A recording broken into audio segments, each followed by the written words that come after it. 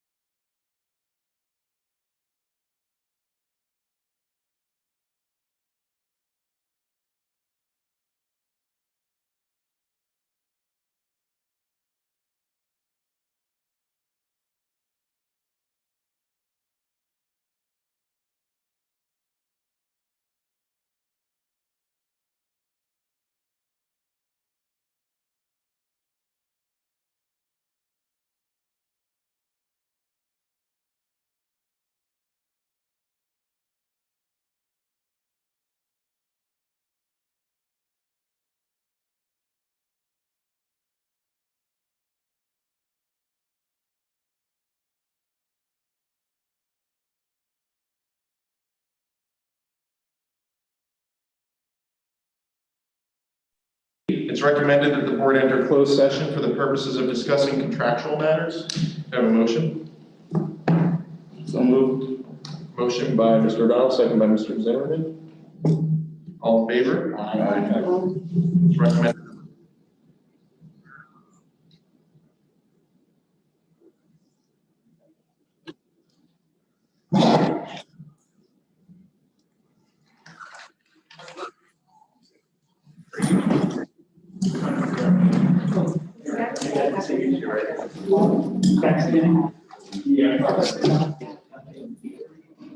We're going down to, are we going to Ridgewell? Yeah, we're going to Ridgewell.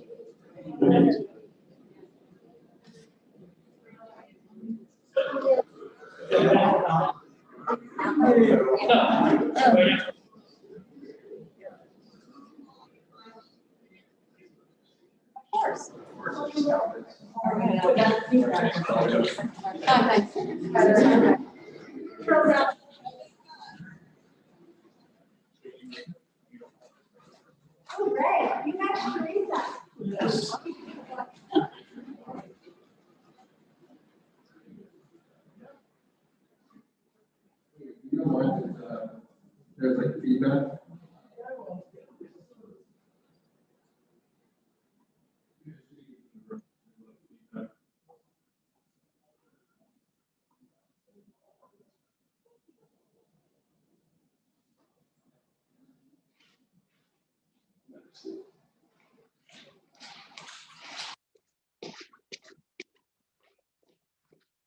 Oh, gotcha. You said the one next to you.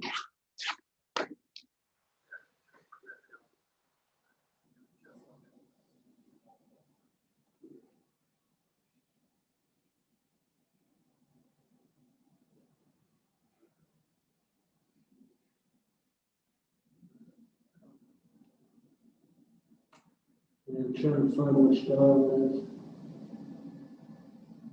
Is it just a level, like the red one on the master?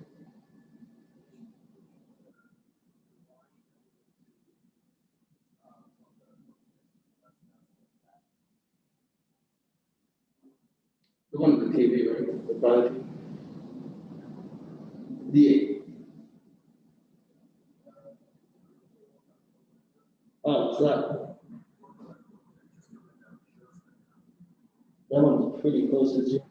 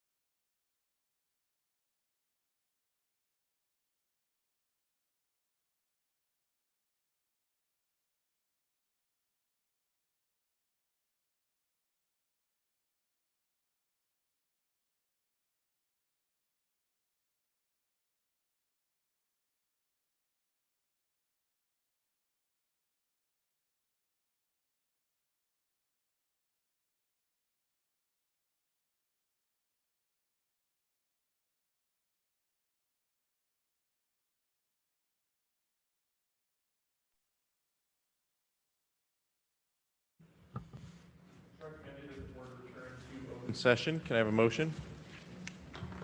So moved. Motion by Ms. Lutner, second by Ms. Pellet. All in favor? Okay, we are in open. Okay.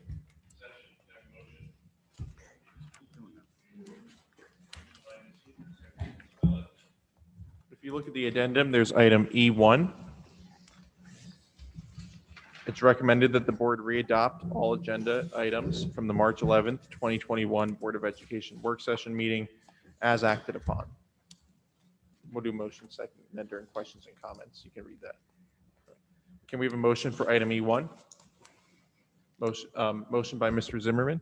If you could just say so moved or motion. Oh, so moved. No problem. So moved, Coglin. Second by Ms. Coughlin. All questions or comments? I would like to read a statement. It has been brought to our attention that even though last week's meeting on March 11th was properly noticed and advertised, the open public meetings notice was not read into the record. We will be readopting the agenda in its entirety. Okay, thank you, Ms. Linsky. Can we please have a roll call vote? Mrs. Luther? Yes. Mrs. Mitchell? Yes. Mr. O'Donnell? Yes. Ms. Pellet? Yes. Mr. Sweeney? Yes. Mr. Zimmerman? Yes. Mr. Nunziata? Yes. Mr. Smaglia? Yes. Mrs. Coughlin? Yes. Motion carries. Thank you. Item L, Superintendent's Report. Oh, no, sorry, I'm on the addendum. Item F, presentations. Yes, that's okay. We're all done. You got off the hook, Ms. Linsky, but no, you're gonna have to still give us your budget presentation.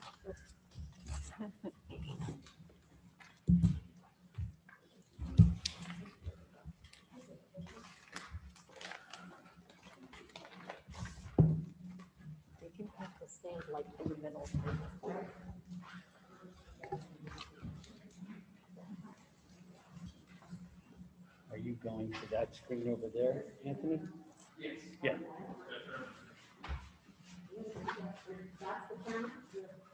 I thought he was going over here, so. What are you doing?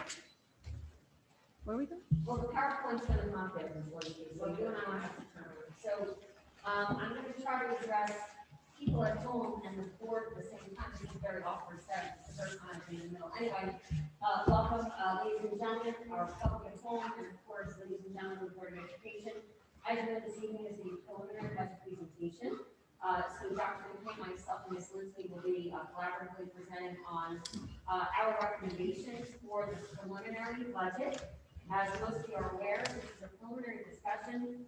We have a recommendation for the board, of course, and then we'll hear from the board if there are any changes to the budget, which will be further adopted in April when we get closer to budget season. Right, so Ms. Linsky, you want to get us started, and Dr. McKay and I will hop in.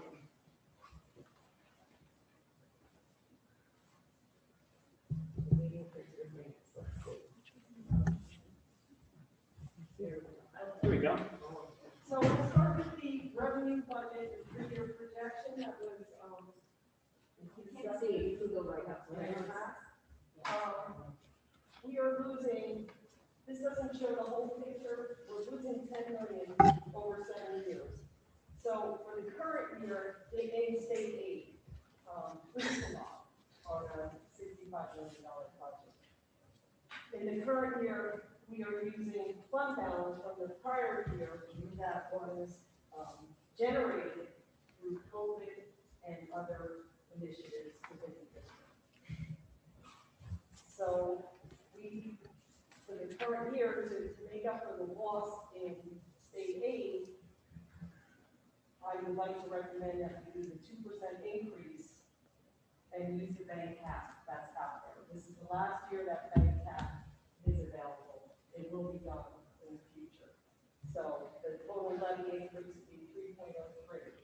But if you go forward into the next 2 years, you can see the revenue is going down 1.5 million, and then the following year 1.6 in total. Ms. Linsky, could you just turn your mic towards you so that way those at home, members of the public can hear? Thank you. You're welcome. So, the next 2 years after this budget are really going to be challenging. I don't know if anyone else wants to add anything to that. Sure, what you're looking at here is, this is not the beginning of the budget cuts from the state of New Jersey. It started a year and a half earlier, that July date where they cut us $1 million. At that point, we realized that we were sitting at $24 million that the state was giving us. And by the time we get to 22, 23, the amount of money that the state will be giving us is $14 million. So it is a legitimate $10 million cut over 7 years, and we're in the heart of it right now. Now, this year we are set, everything is set to go. But as you can see, we're already down on the aid. And there is the drop that we're dealing with as we budget for 21, as Ms. Linsky budgets for 21, 22. And the bank cap that she's referring to, the $441,000, is the last time that we can use bank cap. That comes from a savings, if you will, in past years when we were down around zero. And we were able to, if it was not using the 2%, it was sort of pushed to the side and allowed to sit. And we were allowed to use it one more time. As you can see, it disappears in the following year and the following year, which is one of the real concerns that we have about these 2 years, because you have the confluence of the loss of state aid. Notice it goes from 18 to 15, but also the loss of any bank cap that we could possibly have. And you have to stick to the 2% for the proposed levy. So what Ms. Linsky is talking about is the proposed levy with the bank cap, which brings it to 3.03 as opposed to 2%. So this slide is one that if those of you who have seen our budget presentations before is probably a familiar one, and you can put the whole piece up there if you'd like, Teresa. I'm trying. Okay. For the last several years, when it was Dr. McKay, myself, and Mr. Kepnes, we did everything from town hall meetings to podcasts. This is the state aid reduction that Dr. McKay was just talking about in visual form. There's the original. Right. So as you can see on the slide, we're waiting for the other ones to come up, that we're looking at, that we look at a reduction of state aid year over year to equal a total of $10 million. This will give us the reduction for each year. And if we get the slide to show the rest of it, most of you know what it's going to say. The number that we have lost this year, we were anticipated to lose 2.4. We lost 2.1. Next year, I believe, if I'm not mistaken, Dr. McKay, we're still in excess of about $2 million. Yes. The following year, I think, is 1.4 million or 1.5.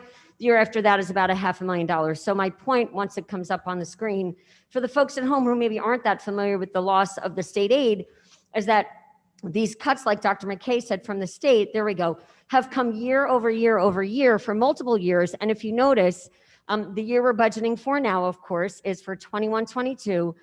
That was anticipated a $2.4 million loss, but it doesn't get any better in 2022-23 at a $2.3 million loss. And of course, in 23-24 to $1.4 million loss. Those couple of years, I mean, we are really in the heart of it. And the thing that I'm most worried about, I know Dr. McKay is worried about too, is that all the savings that we've managed to generate, we've really cut to the bone in many, many areas. And I'm starting to get very concerned about the educational value and what we're providing for our students. Vernon has long since had the reputation of being a stellar district. We want to be able to provide as many of those things for our children and preserve that for years to come. And with these cuts, it does become very challenging. Chuck, I think you wanted to add something. Well, we have used retire, not replace, and as our valued faculty has retired, in many cases in the last 2 years, we have not replaced them. Last year, we had a graduating class of retirees with 27 members, and this year there's far fewer people retiring. So that also constrains us as we move forward through this, because personnel plays a very large role in our finances, as it usually totals about 80% of the total budget.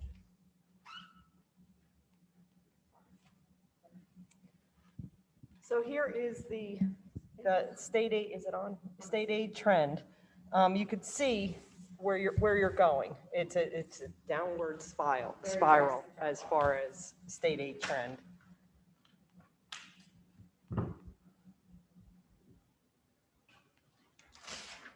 The tax levy trend, you'll see that you came down, and I guess you were, at zero, around zero in 16, 17, 17, 18, 18, 19, and then you spiked up. That's when you lost your state aid.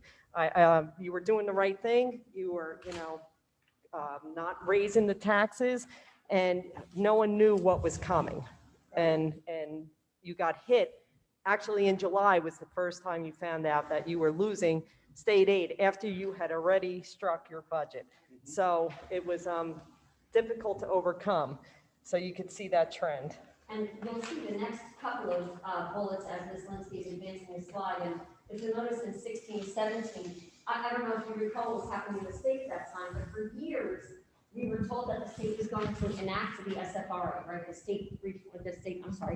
The SFRA. We heard that reform funding was coming our way. Things were going to change. We were all kind of holding our breath, no matter where you were in the state. Remember that the funding formula is based on adequacy and a whole lot of other things from 2008. The calculation is from 2008. On our chart, we're not even anywhere near 2008. So around 2015, 16, we heard that this was going to happen.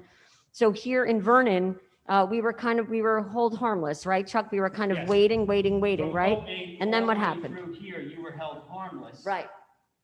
Knowing that you had a decrease in population, but you were held harmless, and therefore it showed up almost overnight with S2, Right. which is what we keep referring to. S2 is the legislation that rearranged everything for the state. And if you look at the chart for our new board members and people at home who perhaps haven't heard this before, for our veteran board members, you've seen this slide and I've talked about it numerous times, but for the interest of everybody else, that dotted red line is what our budget would have looked like if we had increased 2% year over year. Remember, 2% is the maximum allowed as far as the increase goes. What the school district is allowed to raise the taxes by, it's just that 2% tax levy. So had we increased at a 2% rate, we would have been at about $49.6 million. We didn't. We were trying to be responsible, not pass on the burden to the taxpayers. And that's why you see that dip at 16, 15, 16, 17, et cetera. Unfortunately, right now we are still about, $5.3 million under where we would have been if we had gone up 2% year over year, all during those times when we were waiting to hear about the School Funding Reform Act. And that 5.3 million is 10% on the budget. So again, the proposed tax levy for 21-22 is the 2% increase, and then the max bank cap that's available. Again, one time, not going to be there next year. So the revenues, this explains where the changes are, and the local tax levy is up 3.03. State aid is down 10% this year. Tuition is down 48.5. We had a tuition student come from another district who's not coming. So that went down. Unrestricted miscellaneous revenue, the 500 is interest on capital reserve. I took that out since the interest rates are nil at this point. The extraordinary aid is down somewhat. The Medicaid reimbursement is down a little bit. We are withdrawing from capital reserve. We have a few projects that we like to do this year, the field turf at the high field, the track and field turf project, the electrical upgrades at the high school, bathroom upgrades, and a chiller replacement at the high school. And then we have the budgeted fund balance from the prior year that was put into this budget to negate the loss of revenue from the state. So total revenues went up 3.49% overall, but what you have to remember is that the overall budget is only up 1.28%. The driver for the 3.5 is the capital cost. So that's not operating cost. That's money being pulled out of capital reserve. So as far as expenditures, here is a change for each item. The teaching and instructional programs went up 1.74%. Instructional services down 4.37%. Benefits up 8.86%. Out-of-district tuition is up almost 10%. Charter school tuition's up a bit. Transportation, we're down almost 10%. We've noticed some, or will experience some efficiencies in that area. And administration is up 1.69%. Maintenance is flat.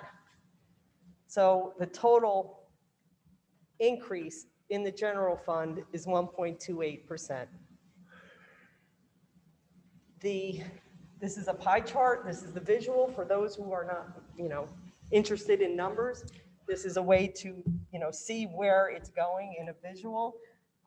52% is instruction, 19% benefits, 1% to the charter school, out-of-district tuition's 5% of the budget, transportation's 8%, admin 6%, maintenance and operations is 9%. Excuse me, Teresa.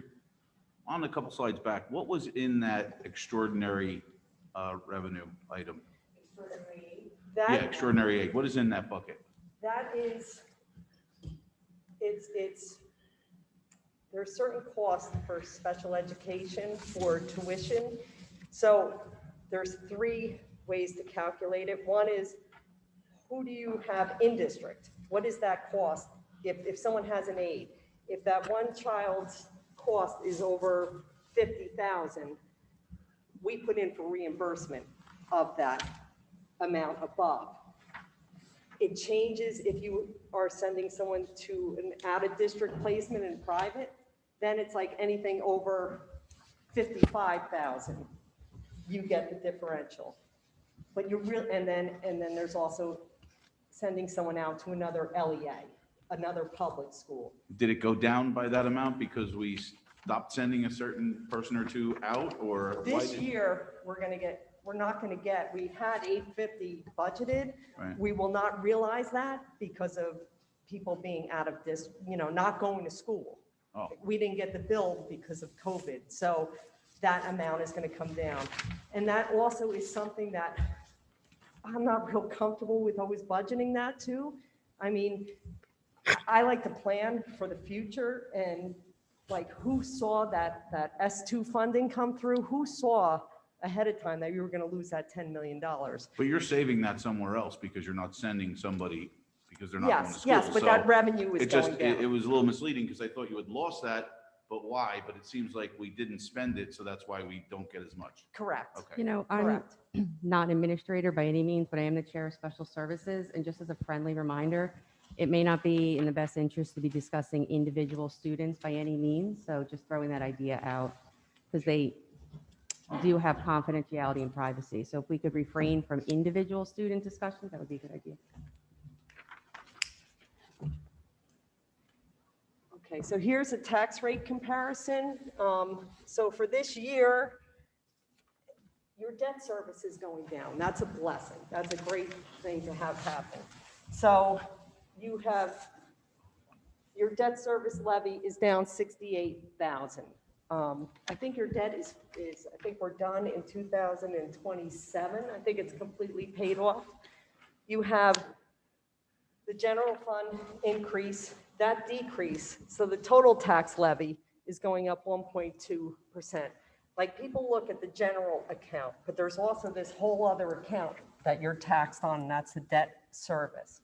So with that coming down, the impact to the community is going to be 2.85%, not the 3.03. 3.03 is just general fund.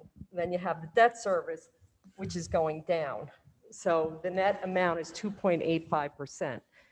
The average household will experience an additional $121 in their annual tax bill.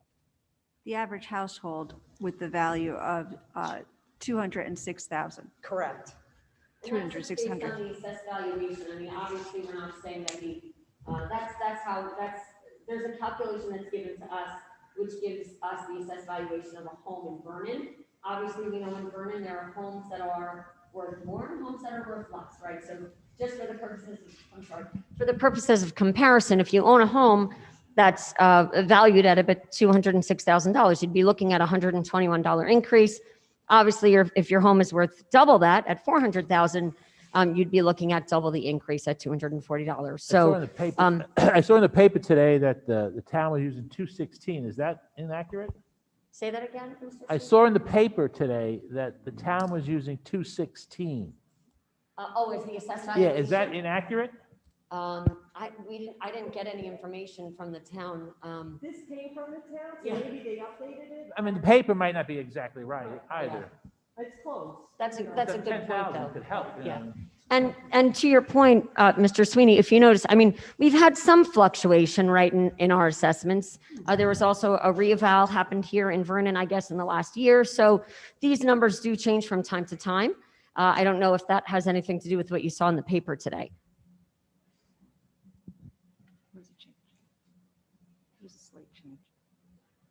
I know that's the slide before, but I want Ms. Linsky to pause here for a minute before she goes forward.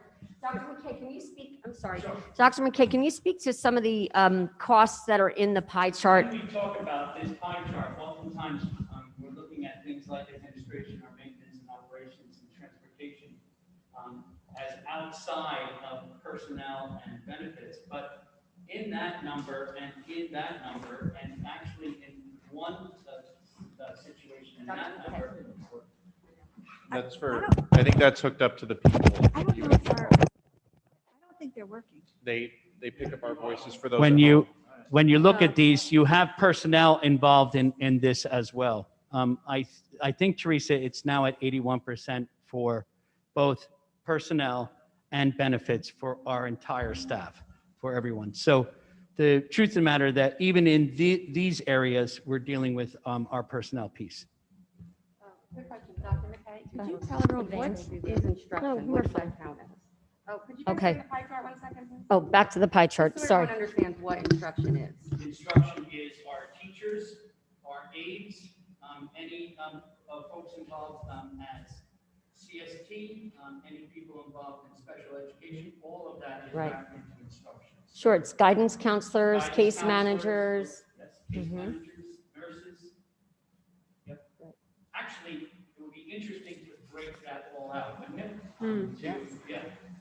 The idea of what each one of those costs. But then it almost as if, this is costing this is costing Right. this. So it's sort of better to do general. Yeah. Coaching is in there too? Yeah. Stipends? Yeah. Okay, And you want to, That's different than salaries or the same? The same. I mean, that's Okay. all loaded in that.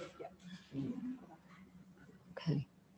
So thank you, Dr. McKay. And then, one of the things that Dr. McKay and I remain very concerned about is the continued impact on class size and, of course, on other opportunities to deliver an outstanding education to our children in Vernon. So I'm going to let Chuck take over in a moment. Your mic should be on. I was just going to mention that, as you know, Dr. McKay and Ms. Linsky and I are all recommending at this point the 3% increase.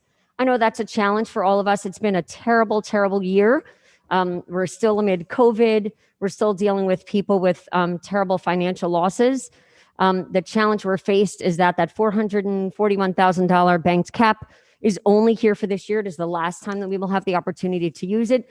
Even at 3%, take a look at the numbers on the screen. This would be for next year. You're already looking at some class size numbers that Chuck and I as educators find alarming. And for any of you who've been home educating your children or para-educating or assisting, if you have 25 children in a fourth grade class, fourth grade is, I guess, about 10 years old. So if you have, imagine 25 10-year-olds educating them for 7 hours a day and making sure that they are engaged and we're providing the absolute best content delivery to them. We also have numbers already for next year, 26.3 in grade 5. Those numbers are as high as I would want to go in this district. Chuck, why don't you talk about the rest of the slide? Sure. Anthony, is this mic working? Can people hear me? It is. Okay. All right. it's crucial that everybody understands that this is an example of what we're dealing with. When you start to do budgeting and you're taking retirees and you're moving them off and you're transferring people to make sure that those positions are filled, it becomes a very nuanced and complex discussion. This year, presently, we have 8 certified teachers who are retiring. Congratulations, we're delighted for them. Some of them you'll approve this evening. And we want to wish them the very best and thank them for their years of service. And what we're trying to do presently is use that piece in order to make sure that we cover our expenses, but also make sure that our teachers are in the classroom working with our students. What I did with this was just try to establish what would happen if we didn't go with 3%, but went with 2% in a simplistic discussion. It can be far more nuanced depending on if we have a few more retirees, depending on what certification they have, where they retire, and how we can use people. But just this is a simple discussion. If we were to go from 3% to 2%, and we were to say that we don't have enough retirees to cover that expense, and we were going to then eliminate staff at, let's say, the average person is making $75,000 a year, it would mean that 6 teachers would be eliminated. If we used it in the elementary levels, where it would be the simplest discussion, kindergarten at 3% would have 22.9. And again, I'm going to work on these numbers as much as I can with the next retirement to get them down. But 22 goes to 27 in kindergarten. First grade would go from 22 or 21.6. What happened? To 27. These numbers are so horrible, the screen went down. 22 to 29 in second grade. Third grade would be 23 to 30. Fourth grade would be 25 to over 31. Fifth grade would be 26.3 to 30. And if we went to 1.5, in other words, we halved what we're trying to approve tonight, and another 3 teachers, so a total of 9, and we went into Glen Meadow, their numbers would go from 22.1 in 6th grade to 29, 23.6 to 28.7, and 24.3 to 30. And for those of you that are data people, you're saying, well, those numbers should be lower because I see on data reports that there's, the class average is 21. But remember, we're talking about general ed students in a classroom because special ed is capped, which is wonderful. So therefore, in the general ed classrooms, that's where you see the numbers really rise as we start to make these decisions. Now, does this mean that this will actually happen? The truth of the matter is, again, it's really nuanced. It depends on where the retirements are and who we'd have to bring on in order to lower these numbers. But this is the kind of example of what could happen in our classes. Not to be too draconian, but budgets have a real impact on these pieces as we try to put them together. Can I just ask a question? This slide is very, very important for us to all understand and take in, because if we do approve of this budget with the 3, it's very important to see that the 3, the 2, and the 1.5. So if you have any questions at this point on this graph, I think this is a great visual to show us what it looks like, because it's very important when you vote on this budget to understand what it will look like after the budget gets passed. So I think that if anybody has, wants to pause and speak to this, this is really a very, very important slide to take in. Yeah, actually, as a former kindergarten teacher, so that's where my eye is kind of going to. These numbers are scary. Yes. If we Yes. don't do the 3%, and I understand it has been a tough year for everybody. We have families that have lost jobs, but I don't think anybody really wants 26, 27 kindergartens in a class. No. I had a class of 23 kids one year. It was tough to Yeah, reach you those actually, children. Adina, you want a couple of these numbers down Yeah, further, right? I mean, if I had one more retirement, right? Ooh, I And got it was chills. $100,000 and I was able to hire 2 and move them around or whatever, that you see where we would target it, right? I'd have a conversation with Mr. Gagliostro. I'd have a conversation with Mr. Rogers. We'd have a conversation with the principal at Cedar Mountain or the principal in Lounsbury and try to. 30 plus kids in a classroom. I can't even imagine. Yes. I actually two questions. First, what was the average tax increase that would have been for the 200,000? 120. Of the $206,000 assessed valuation, which is what we were provided with. 121. 120. So, I mean, basically, the 1% is looking about like $40 in your tax change, right? Okay. And then my other question is, on this chart here, we have 6th, 7th, and 8th grade. 3% to 2% is the same. Yes, because what I did was, if you're talking about 1%, you're talking about 6 teachers at $75,000 because it's $450,000. So if we're only talking about 1%, we would only be affecting 6 or 5 classes, kindergarten, or 6 classes, kindergarten through 5th grade. What I did was I added the 0.5, just to say if you were going to try to cut it in half to 1.5, it would then affect another whole building and 3 more grade levels. So it just goes from 6 teachers to 9 teachers. So yes, the district would look like this, and they would stay the same because we pushed it in this direction. So it's Now- taking one teacher out per grade. Exactly, and what most people would do, and on this, it's only a half a teacher really. So, but because there's another adjustment there, but what this shows you is, if we do it wrong, then this is not the area to have those numbers. You got to move those somewhere else, but you do have to adjust. Again, it's very nuanced. I'm trying to simplify it just to say this is what 1% looks like. Or Yeah, because I'm just looking at numbers, and I'm thinking in my head, if you had 3 more teachers, you would move them over places, but those teachers at the higher grade levels, they're different certification, right? yes, they are. So it's much more nuanced. So someone would say, why didn't you put a chart up on the high school? Well, then it's all nuanced. I would say, well, here's what we have. We have a retirement here with this certification. So we're going to move them here. Then we're going to move these people here. And first of all, that's not fair to our faculty because that's not a discussion we want to have. But also, that's what we do in order to make sure that we give the best possible education for the best possible cost. Can I just ask one more question on this slide? Sure. So say that we did say, no, we don't want to do the 3%, we want to do the 2%. How would you achieve that COVID friendly for those classes? It would be nearly impossible unless, well, we heard today, maybe the CDC is going to go to 3 feet.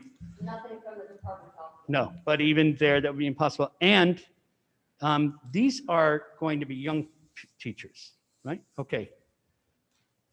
We have not had to do that the last couple of years. That's all I'm going to say. And I think that really is a feather in all of your caps, that has not had to happen. Enough said. They're just some wonderful, great young people. Yeah. So I think that we have to be mindful of the fact that, we still are going to have those restraints for COVID for quite some time.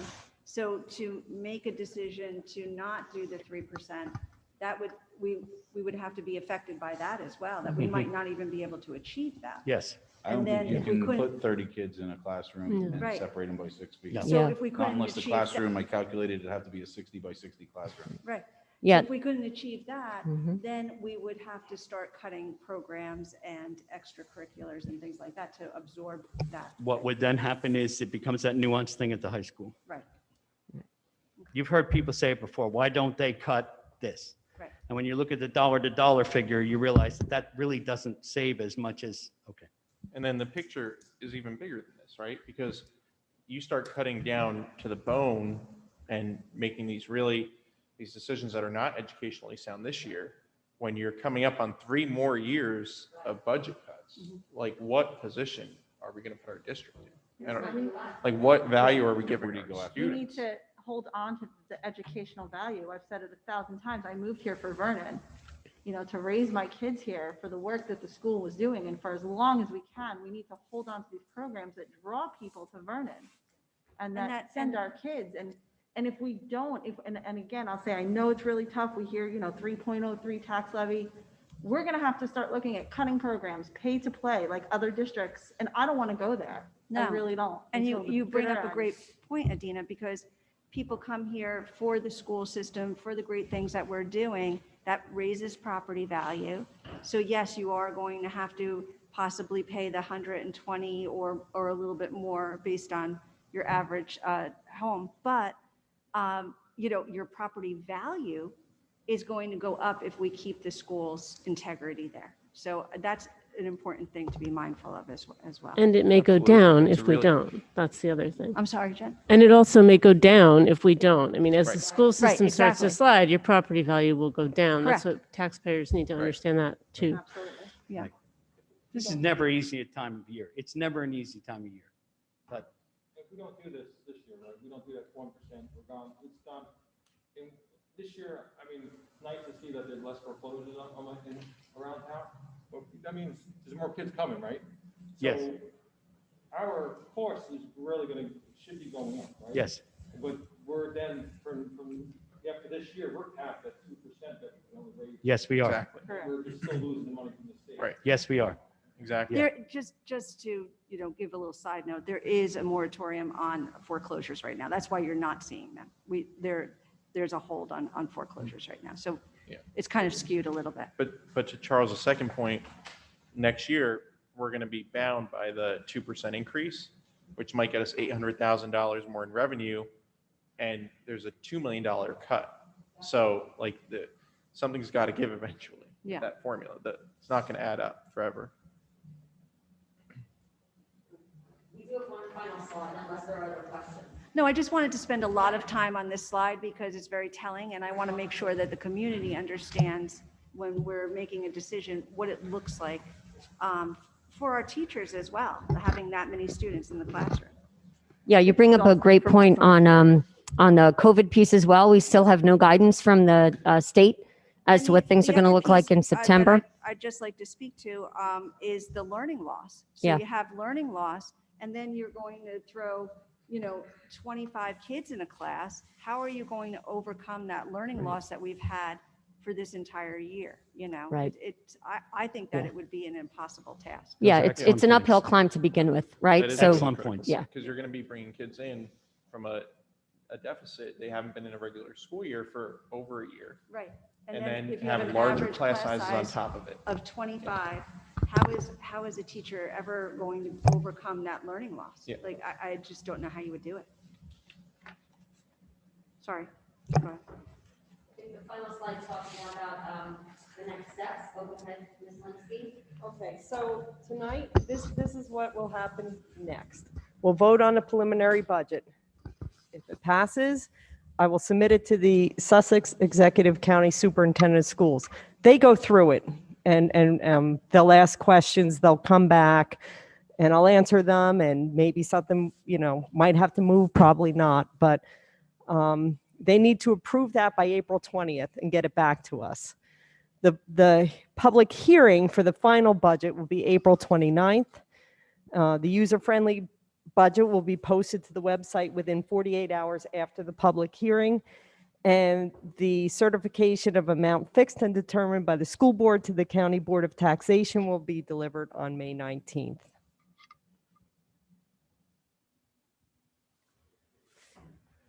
So thank you for that presentation.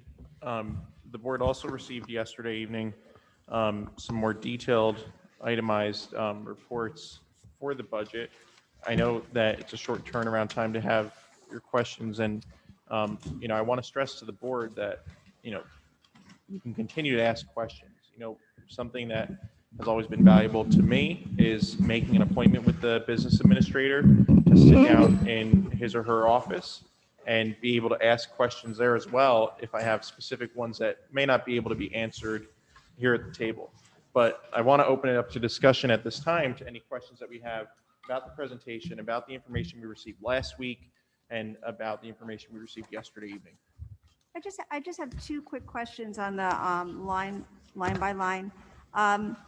The property insurance went up 85,000, a 25% increase.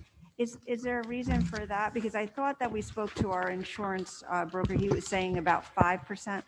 If you look at the other pieces of insurance, some of them are down. I don't have the finals yet. So that was overall, I think it turned out to be a 5%, but some are up and some are down. So this is just kind of a work in progress. Yes, yes. And then the only other one I had was the computers. It went up 97,000, a 43% increase.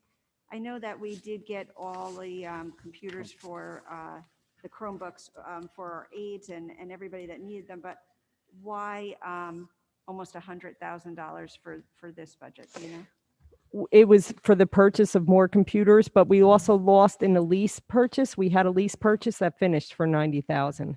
So the budget kind of remained flat. Thank you.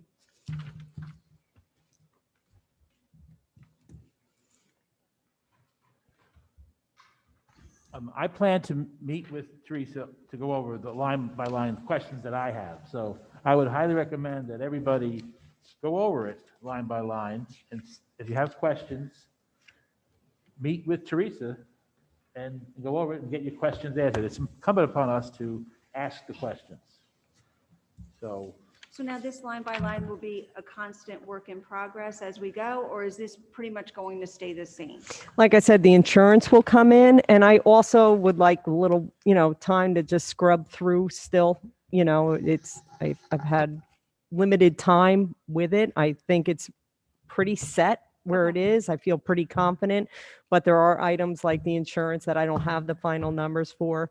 I will constantly look at out-of-district tuitions. That is a fluctuation. There's still items that will fluctuate up until the final. Okay. If you Teresa, receive can other you retirements. clarify something for me? We saved a lot of money this year because of COVID, not intentionally. But what happens with all of that went unspent? That will go into next year's budget. You have in that first slide, there was the 2 million of fund balance for next year. And anything beyond that would, go into capital reserve. So if we did not have that savings this year, From last year. from this year's Yeah, savings, right. from the Yes, okay. 2021, In this budget. in the current budget that we're operating in, Mm-hmm. if we did not have that savings, we couldn't. That'd be afford the 22, budget. 23. That's where we would have the problem. So the current year, the 2.9 fund That's from balance, the year before. that is not from 1920. That's from 1920. Yeah, we're in 2021. So the 21, The 2021 savings, We'll go into 22, 23. yes, we have to have the exact number before we can Yeah. apply it. Gotcha. yes. Thank you. It's tough. It's going to be tough. We got to generate savings. I know. It's tough, but you'll do it. You've done well to this point. You're halfway through. So I have a question. I recently, just so everyone knows, was invited to join the finance committee, which I accepted. So obviously I'll be joining them. Wait, what? Yeah. Who approved of that? I know you're very excited. So obviously I'll be going more into depth there in the meeting, but I do have an overall question. How much did we save due to the pandemic and schools closed? What was the total complete amount that we've saved? I don't know yet. The year's not over, so I can't. How I about can't- thus far? I think at the end of the year, we might end up, I can't even predict We at do this know what we point. saved last year. Yes, that's the- what you met with the auditor, and that's where Yeah. the 2.9 came into. 2.9 million. Yeah, so from March of last year to June 30th of last year. We do know that number. Right. That's the 2.9 that's being used That wasn't just COVID. Yeah, in that- next year's. that But that wasn't- wasn't just No, COVID, that was not. but we have 2.9 million left over from the 1920 school year. Is that part of your question? We put 500 Into capital. Into Yeah. But we're using that for the kids. Right, but so Yes. that was 3.4. Yeah. And we don't know what we saved this year yet. We won't know until the year's closed. Until the auditor completes his So audit. if anything, if last year was any indicator, we should be hopefully better. So then, but last year we were only closed March, April, May, June, and basically half of June. So 3.5 months. But it wasn't from COVID. I mean, we did generate some savings from COVID, but, I mean, a lot of it, I think, were personnel changes, right, Chuck? Yes. And last year we were fully virtual, whereas this year we Yes, have that's what I was hybrid. Right, right. So it'll be different. So then right now, we don't know how much was saved. Okay, that's just what I wanted to know, like up to this point. Because 2 million just strikes me as a little low considering how much we've been closed, just in general. No crack on how much we've been closed, but I just figured we would have saved more. So that would be a really good number to be sharing, because I do think as taxpayers, whether they have children in school or not, and if we're looking to raise taxes, and let's not forget the town is also raising taxes as well, I think taxpayers, because we are a public school, should know the exact number that we have saved, definitely by the end of the year. And I mean, that's a number I really would have liked to have heard tonight as well too, but definitely to share that with the public. And just to add to that, that number is presented to the board by the auditor when they present the financial report for the year. So after he That's goes fine. through and audits our books, he'll come up with the official number, and it will be a public presentation for sure. Yeah, I just thought by now we would have just a grasp on it, so that way we could share it. Okay. Oh, I do actually have other questions as I was going through this. There's no line numbers. Maybe just say that. All right, page 8. 1, 2, 3, 4, 5, 6, 7, 8. The 8th line down. What's the account description? Do you have an account number? 270-514-08.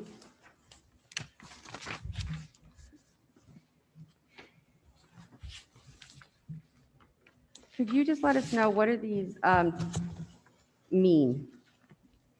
Conserve special ed down 20.22 and CTSA special ed down 37.20. What do those? It's contracted services Okay. for the special ed routes. We have a new supervisor of transportation, and this was the savings she thought that she could get with her experience in the field. Did you And say transportation? I'm sorry, it's hard to hear. Yeah, okay. Transportation. That was that 518. Okay, and what is 514? That was the contractual services. Thank you. How do you know why we're anticipating a 20% decrease in contractual services for special ed? I know that she has experience with the Sussex Co-op, and that's, I believe, where she came from. And with that experience, I think bringing a fresh look at it, that no services will be diminished, but So 514 is the transportation line? Okay. Both And then transportation lines. I see, okay. And 518 is, they're both, they both are? yep. Okay, I know I will make an appointment, but I do just have other questions, so this can be clarified, just so everyone's aware as we look through this. I guess page 12, 214, 100, 101, 08. Okay, can we just have an explanation, just so everyone understands with special education? I'm trying to follow this, that Glen Meadow, there's going to be an autism, so that's 55,000. And then Lounsbury Hollow, there's going to be an autism program. There's not going to be an autism program because that's taken away. And then salaries at Rolling Hills, no autism program. It's being taken away at 100%. So does that mean there's no more autism program at Rolling Hills? But then when I was looking it over at Lounsbury Hollow, if it's being taken away, but then down here, they still have their supplies, autism still have $1,500. So are there going to be programs there? Because there's money budgeted for supplies, but then up here it says that there's no programs. You know what, that should be moved to Glen Meadows, the supply program, the supply line. Okay, because they're moving up. So then you're Yes, saying so they're moving up. the funding would follow them. So it would not be at Lounsbury Hollow. Next year it would be projected to be, proposed budget would be at Glen Meadow. Mhm. Correct. Okay. So then that could be good.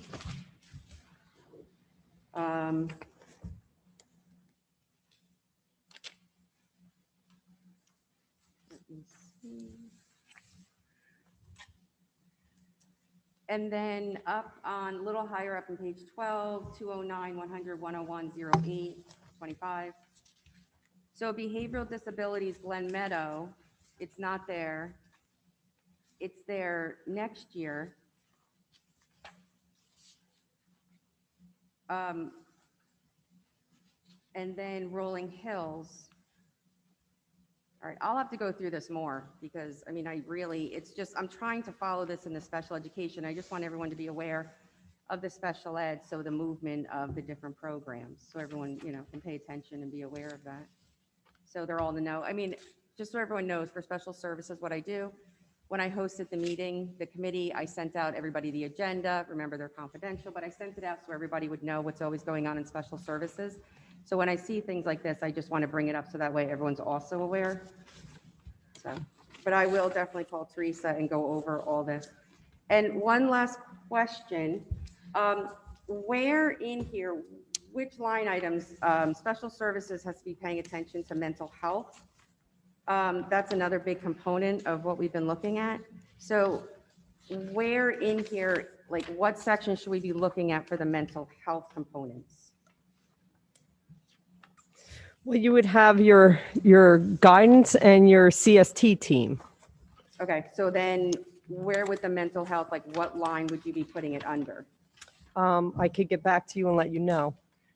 As the grants come through also with the ESSER, depending on the way they're written or the application, the way it's done, some of that is for mental health as well. So- Right, I agree. I'm just thinking what we have now and what we have proposed. The other thing I was going to share is that at Special Services the other day, Mrs. Coughlin, when Ms. Gudenkauf presented, she was talking about some recommendations. They're looking at some curricular areas for next year that would address some mental health support needs. I'm not talking about licensed clinicians, of course. I'm just talking about supports, and some of that would fall under professional development and curriculum as well.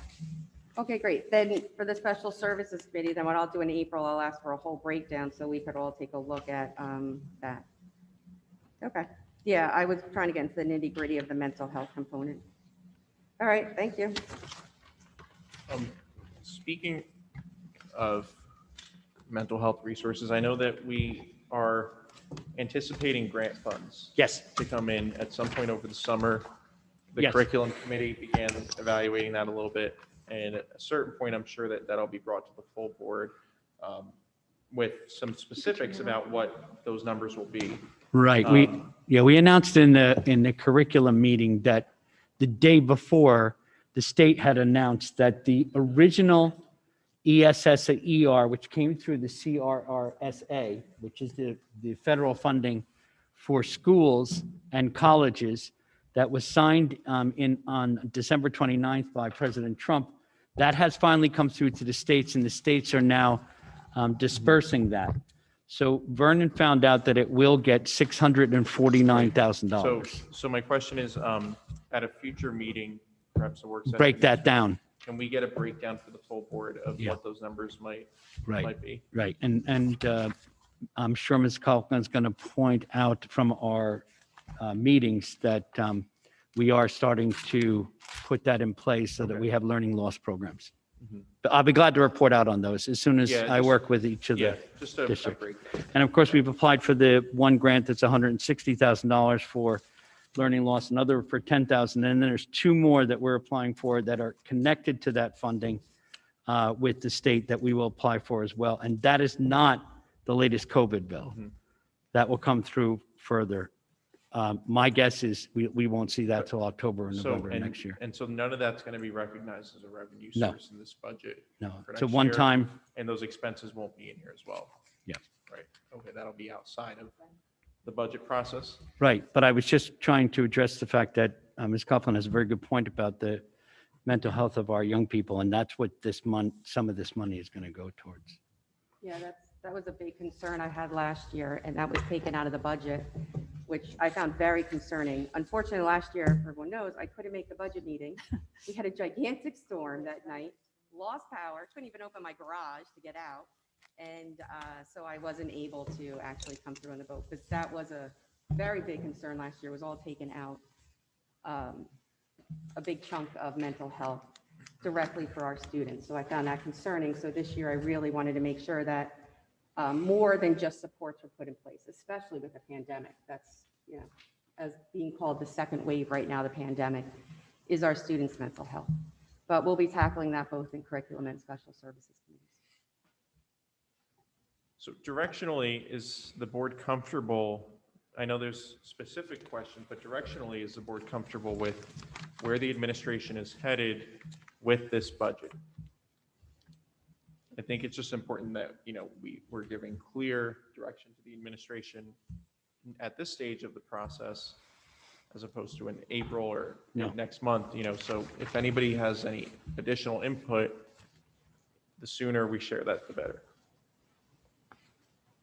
I mean, directionally, I feel comfortable, especially based on the graph of showing what the snapshot is of each individual classroom size. I think it's important that we keep that down. I would like to see, however, us really go in. I know that we just received this line by line about 6 o'clock last night. So I know that you haven't all been able to, really digest it. But I would ask that each member really look into it. And if we can curb spending, which we all know we can, I'd like to have some suggestions in this piece of it. That's where I'd like to see a little bit more work, because I do think that we can do that.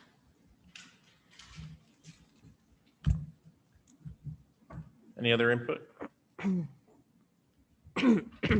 I'm comfortable with the 3%. Okay. Because if we go lower now, it's probably make those class sizes get even worse in the next 2 years if we gotta make harder cuts in the future. So, I mean, I'm comfortable with the 3%. Thank you. Yeah, I would agree. I know it's not easy to say we're gonna do the tax levy at 3%, but I think, Dr. McKay, I think the visual of what the class size will look like, and like I said before, we need to try to maintain for as long as we can our educational benefits here and the quality of what our students get, while thinking ahead to the future. But for as long as we can, we need to maintain what we've got. We can't just plan for 1 year at a time. We have to look ahead. And this is Has a to roll it budget in. that takes that into account. Yeah, rolling it. Absolutely. Okay. Thank you again for your presentation this evening. Thank you. Okay, item G is approval of the minutes. Can I have a motion for items G1 through 4? Move. Motion by Ms. Lutner, second. Second. Second by Ms. Pellet. Questions or comments? For our newer board members, if you're ever unable to attend a meeting and you aren't going to vote on specific minutes, you can say yes, but abstain on, and know which ones you'd like to abstain on, or you can abstain on all of them, or vote how you see fit. But that's typically how we handle that. Any other questions or comments? Okay, seeing none, can we please have a roll call vote? Mrs. Mitchell? Yes. Mr. O'Donnell? Yes. Ms. Pellet? Yes. Mr. Sweeney? Yes? Mr. Zimmerman? Abstain. Mr. Nunziata? Yes. Mr. Smaglia? Yes. Mrs. Coughlin? Yes. Mrs. Blumer? Yes. Motion carries. Thank you. Item H, correspondence. Please see attached, review attached. We have a number of Listed. retirements listed here. I just want to congratulate all of our personnel who have made the step into retirement and wish them a long and healthy and happy retirement.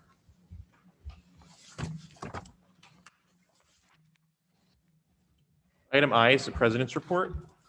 I'd like to thank the administration again for their work on the budget this year. again, I'll encourage all board members to please use the resources available to us, meet with the business administrator to answer your questions. Bring your questions to the next board meeting. This process will continue for the next 6 weeks until the final budget vote. But, please don't hesitate to share your thoughts and ask those questions that you might have. Other than that, I just want to encourage all of our faculty and students and community members to please continue to be safe. We're seeing cases in the community start to trend downward, but I want to encourage people to still be diligent. I'm personally very optimistic that the light at the end of the tunnel is growing brighter as we see the vaccine rollout, the passing of the American Rescue Plan, and the funding that will mean for local districts, for local states. I'm optimistic that we're headed in the right direction, but please continue to practice due diligence in the meantime. Item J, committee reports. All right.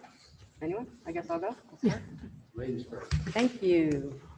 Okay, so this past Tuesday from 6 o'clock to 7:30, the Curriculum and Technology Committee met. The attendees were Board of Education members, Justin Annunziata, Adina Luthner, Martin O'Donnell, Assistant Superintendent, Dr. Chuck McKay, Chief Technology Officer, Matt Shea, Directors, Vinny Gagliostro, Arts and Humanities, Russ Rogers, Math and Science Testing, Supervisor, Cheryl Von Salzen of Special Services, and myself as the chairperson. We went over learning loss initiatives and what initiatives VTSD will be utilizing for learning loss. Again, this is an ongoing thing because it is March, and this will be going on throughout the whole spring, into the summer, into next year.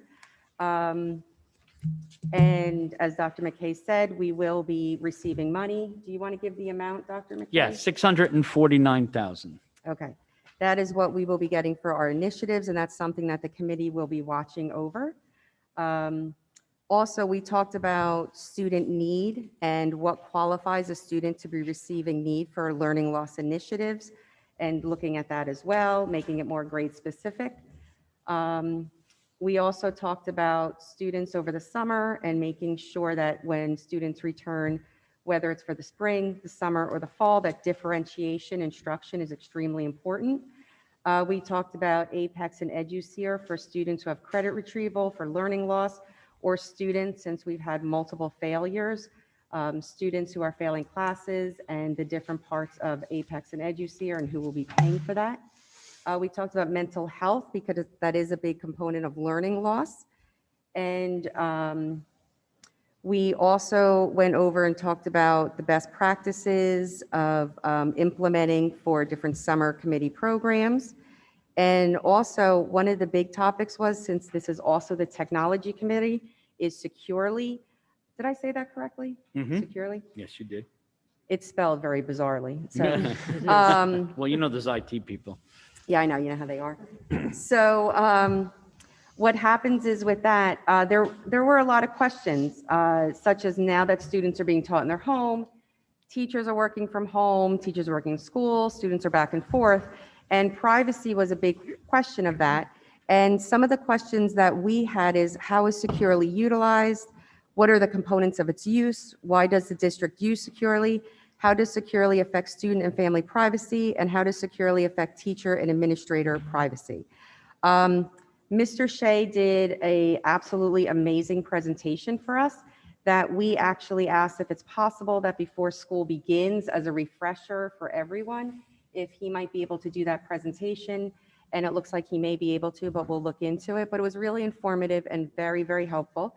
And we'll continue with that discussion in April as well. We also talked about world languages and the different components of world languages right now. And in general, what's difficult about world languages is the fact that there is essentially, not just in Vernon, but let's just say across New Jersey and beyond, a shortage of certifications of teachers who are certified to be teaching world languages. So that's unfortunately a problem many districts are having right now. And we are doing our absolute best to be able to meet our students' needs and work with them so that way we don't just become what unfortunately some districts are coming where all they can offer is Spanish. So we're doing our absolute best to be able to round out the world languages for our students. And that's going to be a very much of an ongoing conversation. And I know it's not just in Vernon, but it's an ongoing conversation across the state because certifications go by state. So since there is a certification shortage, if anyone knows anyone who is certified in an awesome world language, please encourage all students because there's definitely a need there. And so what we're trying to do is we're trying to really look at the long-term world languages for our district to really meet our students' needs, see what they want, and see what's possible for their futures and really work with them. Let's see. With the world languages, looking into the middle school, seeing if that's a possibility. We were discussing different ideas that, we could do. We also discussed if Spanish could be offered as a college prep level language.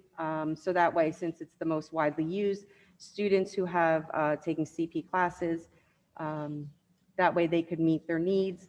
And since Spanish is spoken often, working with them and seeing what works for them as well too. So that was on Tuesday evening. And then on Wednesday morning, special services met for their meeting on Wednesday, March 17th from 9 o'clock to 10:30 a.m. The Board of Education members were Justin Annunziata, Kelly Mitchell, Jennifer Pellet. Our attorney, Nathania Simon, joined us. The superintendent, Ms. Davino. Supervisors, Cheryl Von Salzen, Special Services, Kristen Gudenkoff, Supervisor of Guidance, and myself as the chairperson. And we discussed group sizes in programs and classes for hybrid and virtual instruction, and how are we meeting the needs of all special education students, working with them. And we discussed the greatest extent possible, if so, what extent, and we discussed waivers.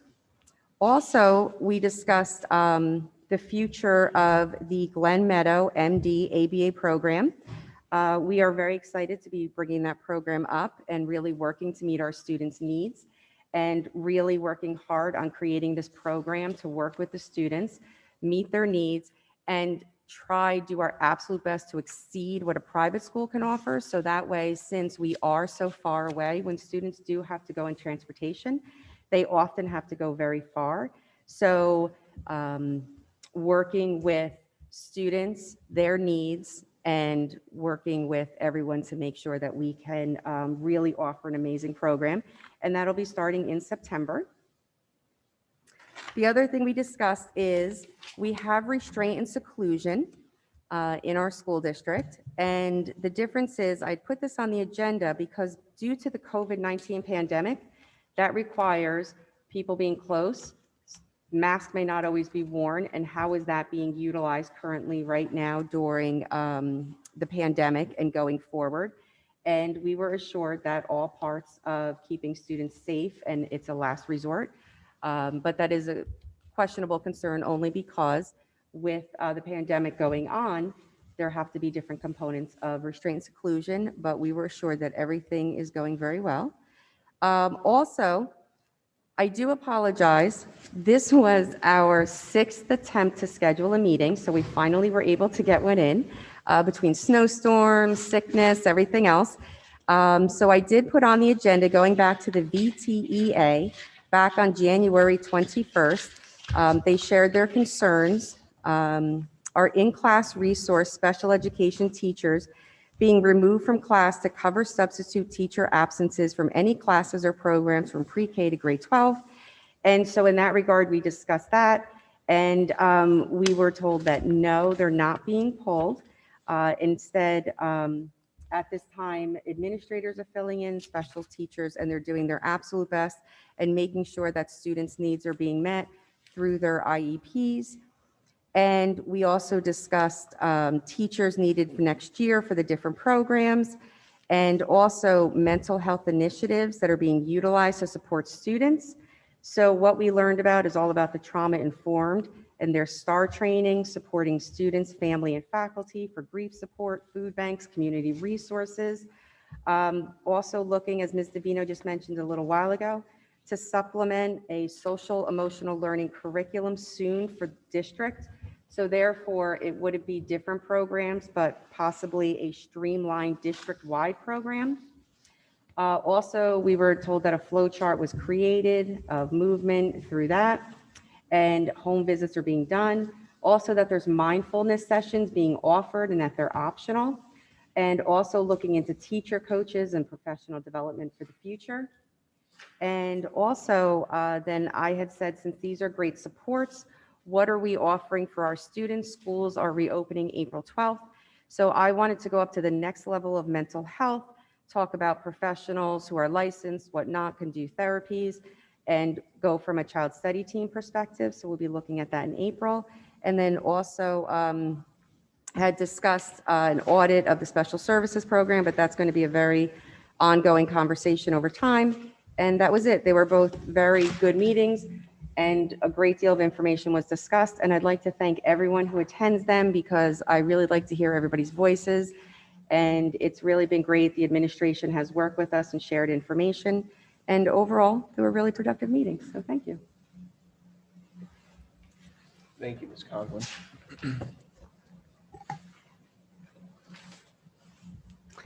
Mr. Sweeney? I'm ready I have a partnership report and I have a finance committee report. The partnership committee met on February 24th.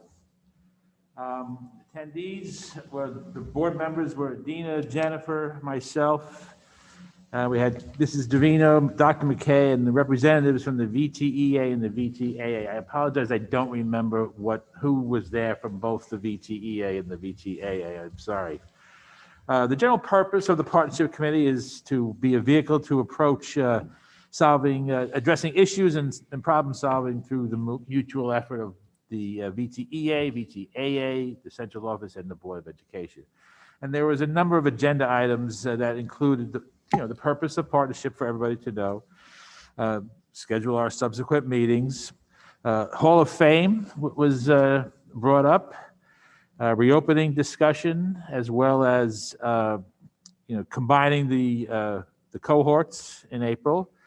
Student life plans, the winter carnival was discussed, and I'm sure somebody else will talk about that. And there was a parent petition that was discussed, as well as an issue with the part-time employee pay stubs.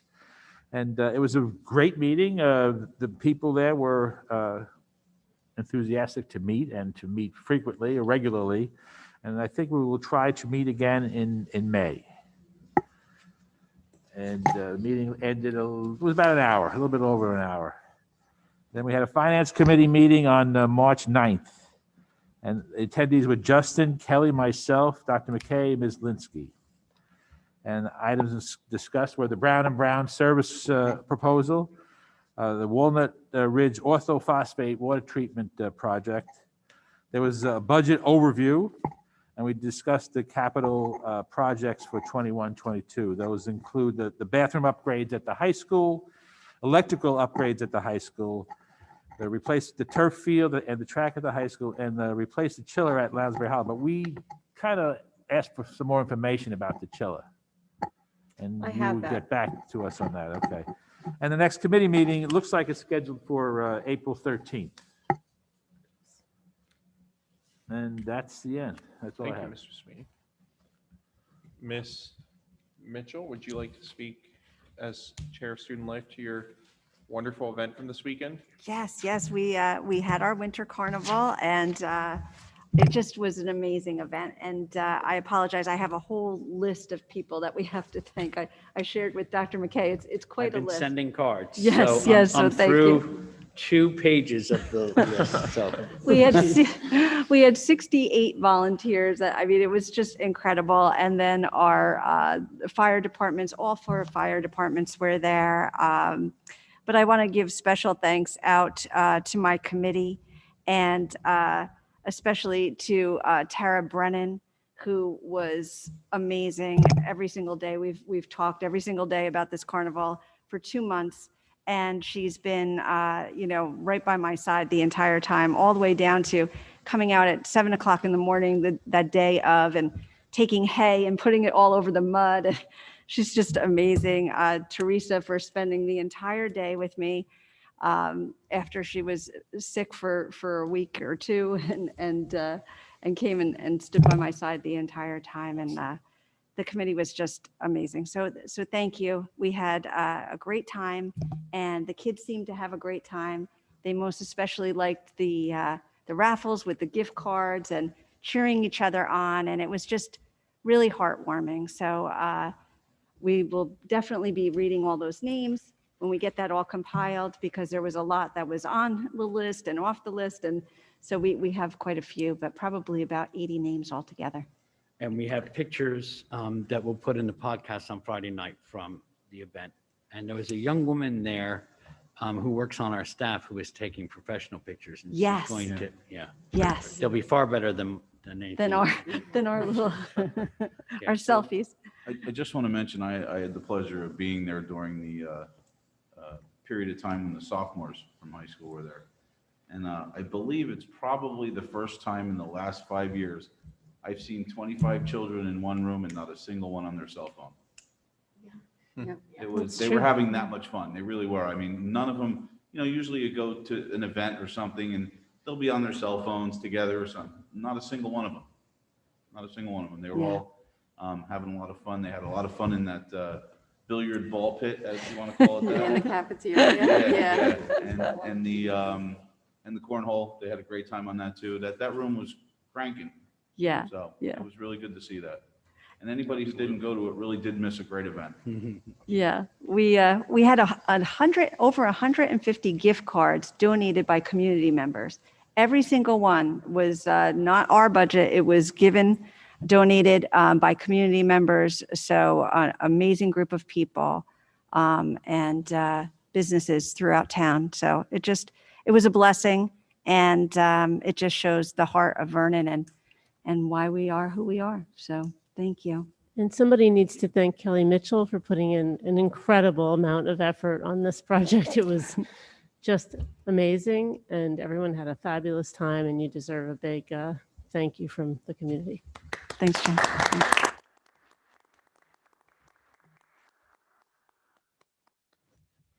Thank you. Any Thank more you. committee reports? Oh, yeah, I have one. From the Liaison Committee, we met on March 3rd, and in attendance were myself, Martin O'Donnell, Adina Luthner, Joe Sweeney, Karen Davino, Dr. Chuck McKay, and Ed DeYoung from the mayor's office. We talked about, Ed DeYoung brought up the possibility of the district helping the town out with some of their technology issues, which we expressed willingness to help, but he reported back since then that the town has resolved its concerns and no longer needs our assistance. Yay. Snow removal. Mr. DeYoung raised the possibility that potentially the town could provide snow removal for the district. However, Dr. McKay reported that our current snow removal contract does not end till June of 2022, so we will revisit that idea closer to that date. We discussed the possibility of the Board of Ed transferring ownership of the property currently being used for the dog park and community garden to the town for a nominal fee. Mr. DeYoung subsequently met with the mayor and indicated there is no interest in the township's part in pursuing this at this time. The ongoing cost of maintaining this property is a limiting factor, he said. I don't know what the ongoing For the cost record, is. the town is the current lessee of that property. Do we have a cost for maintaining it? What is the? No, we lease the property to the town, And they who then has an arrangement. Yes. with a community organization who has a community garden in the dog park. Okay. Right, and the dog park is financially self-sufficient. Right. Yeah. So I wonder what cost he's Yeah, I'm speaking of. wondering that as well. So we'll Yeah. revisit that at our next meeting. No cost to the board. The board does not spend any costs Right. right now. No, but he Yeah. was citing I the know. cost. He that he was- specifically Yeah. cited that as as an issue, but that was just a follow-up email. So I will, Yeah, I'll- Jen, if you could for us for the next meeting, next time you meet, get like a breakdown of the costs that they're referring to, that would be wonderful. So that Yeah. way we know, Mhm. because to my knowledge, like Joe's saying, there is no cost to them or us. Absolutely. It's- Excuse me? We carry insurance. It's something like a turf. Maybe there's a liability, right? I Like- believe that They cover. Well, I know the dog park is it's also, insured by the dog park. Yeah. yeah, and it's also at your own risk if you go. Yeah, but I think that that's an excellent question, Ms. Coughlin, and more specifics on that would be interesting because of the fact that, they currently lease the I'm aware. property. So they are the ones responsible currently for maintenance of Yeah. that property. So I don't know what Yes. additional costs may be incurred if the arrangement were to become more permanent. Yeah, right. Yeah, I just got that response today, by the way, so we haven't had a chance to discuss it further, but I will dig into it, or we will as a committee. We also talked about the turf field maintenance. Mr. DeYoung raised the possibility of the VTHS, the high school sharing turf field maintenance equipment for use at Maple Grange. There were concerns about that, about the equipment being compatible with the turf fields and logistics. So we kind of said we would revisit it at a later date. We talked about collective bidding, the possibility of realizing cost savings by collective bidding on fuel, trash pickup, and other services that the town and the district both need. Vtsd shared information about trash pickup, and the town administrator, Charles Volkner, will be reaching out to share information about their services. Mr. DeYoung also reported that the town may be creating a fuel station for their vehicles in a few years, and at that time, there may be an opportunity for the district to make use of that facility. Walnut Ridge, we talked about, we brainstormed ideas for community use or revenue generating opportunities of the remaining space in Walnut Ridge that is not being currently used, which was estimated at about 20%. Ideas we discussed included rehab or elder care facilities, starting a teen center, partnering with a youth-oriented nonprofit. Mrs. Davino is going to talk with the board member at SCARCC, I don't know. SCARC, okay, about that possibility. Subsequently, Mr. DeYoung reported that the township will support in any way possible the district's plans for the school building. Mr. DeYoung also suggested that the VTSD explore serving as a vaccine center host specifically for educators in the interest of returning to and sustaining in-person learning for our students. I think Mrs. Davino covered some of what she is doing with that, but Mayor Burrell has expressed willingness to set up a conference call with Senator Arrojo's office to discuss that idea. The committee agreed to meet again in April, and Mayor Burrell has indicated interest in attending future meetings and will urge the town council members to attend as well. Oh, that's good news. Thank you. Yeah, that is good news. Yeah. And appreciate the thorough report. Yeah, we haven't heard a liaison report in a very long time, so thank you for taking on a very difficult committee. So thank you. Just for a little bit of context for one of the items that was brought up by Ms. Pellet, for anybody who's not fully aware of the history, the school district currently owns the land that the dog park and community garden are located on. We also use a portion of the land for solar panels. Around August or September of every year, it comes time to renew that lease for the land. We lease it to the town. They either lease it or have some arrangement with a nonprofit organization who maintains those parks. The board in the past has expressed interest of disposing of this property in a more permanent fashion to the town so that it can be permanently used in this capacity. It's a great asset to our community. We are not in the business of real estate. We're not in the business of maintaining parks. We're in the business of operating schools and educating children. So, it's just trying to find a permanent fix to no longer owning a park. It's really not what we do here at the Board of Ed. So that is the project that the liaison committee has tackled. So, yes. Yeah, that's a very big project. And also for the new members, we always had a 5-year contract on the dog park in the garden. Right. But it got moved last year to a 1-year. Yeah. And so that's something different now that'll be getting looked at annually. But the dog park does fundraisers. They have a whole board. I can't speak for the garden, but it has definitely been an interesting, thing to follow over the time. So that'll come up again. You're right. And Very soon. yeah, around the corner, we'll be discussing it again, trying to figure out. And also, Mr. Nunziata, with the solar panels, we were also looking into dividing the property. I don't know if you want to speak to that because I was a little fuzzy on that. Yeah, permanent solution would be we would have to divide the property in some way and have some way to access the solar panels because the properties adjacent to our Lounge Party Hollow and Rolling Hills properties in the back. So we would still maintain our solar field, but the rest of the property, which is really, doesn't have anything to do with the schools, should be under the management of the town. The reason that we approach the town about the purchase of it is sales to a municipal entity are the only type of sale that the district can go through without going out to a public bid. So we can't just go out and say, make us the highest offer to buy this, because we would have to sell it to anybody. It could be a developer, it could be somebody who wants to do nothing with the land and it will just sit there. If the goal as a community is to maintain the dog park, the community garden, which are good things for the town, good assets for the town, we would have to sell it to the town directly in order to ensure that. So. And then I'm also very upfront, I am a frequent visitor to the dog park. So just so everyone knows, I do have 2 very large dogs. And so while I attend, I'm also a board member, but at the same time, as Mr. Nunziata said, they are very good for this town. A lot of people there. The community garden is also full. And so that's just something that will be coming up now on an annual basis that we have to figure out as opposed to every 5 years as in the past. So this is nothing against the dog park. We love the dog park. No, I love the dog We just park. don't want to own a dog park. Exactly. So. Exactly. Do we start a class on agriculture? Well, there We you go, could. CTE. Yeah. Veterinary science. Another program. There you go, ecology, you could do all that, animal behavior. Sky's the limit. You're raising our budget. Good idea, Mr. O'Donnell. Yes. I also attended on Teresa's behalf, the Sussex County Educational Services Commission meeting. Do I report on that now? Is that okay? So that was held March 1st.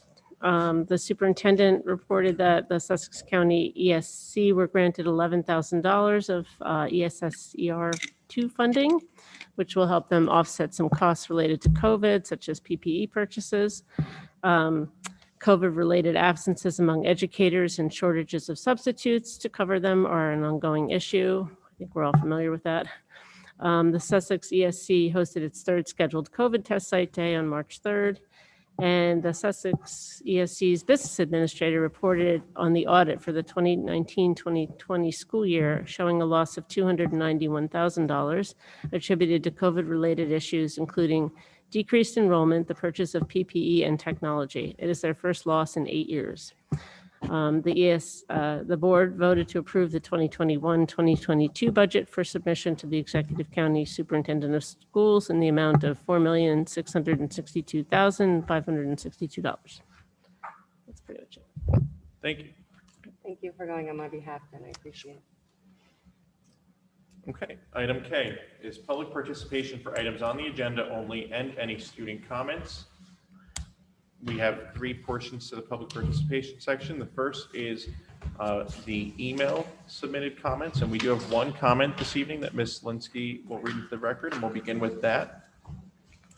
Hope Bremen from Highland Lake section of town. Good afternoon. The following are questions I would like to submit for the public comments portion of tonight's Vtsd BOE meeting. 1, a few meetings ago, teachers representing different buildings in the district reported that they were unable to acquire special pieces of PPE such as face shields. Have those supplies been made available in the weeks since the building reports? If not, when do you expect they will be?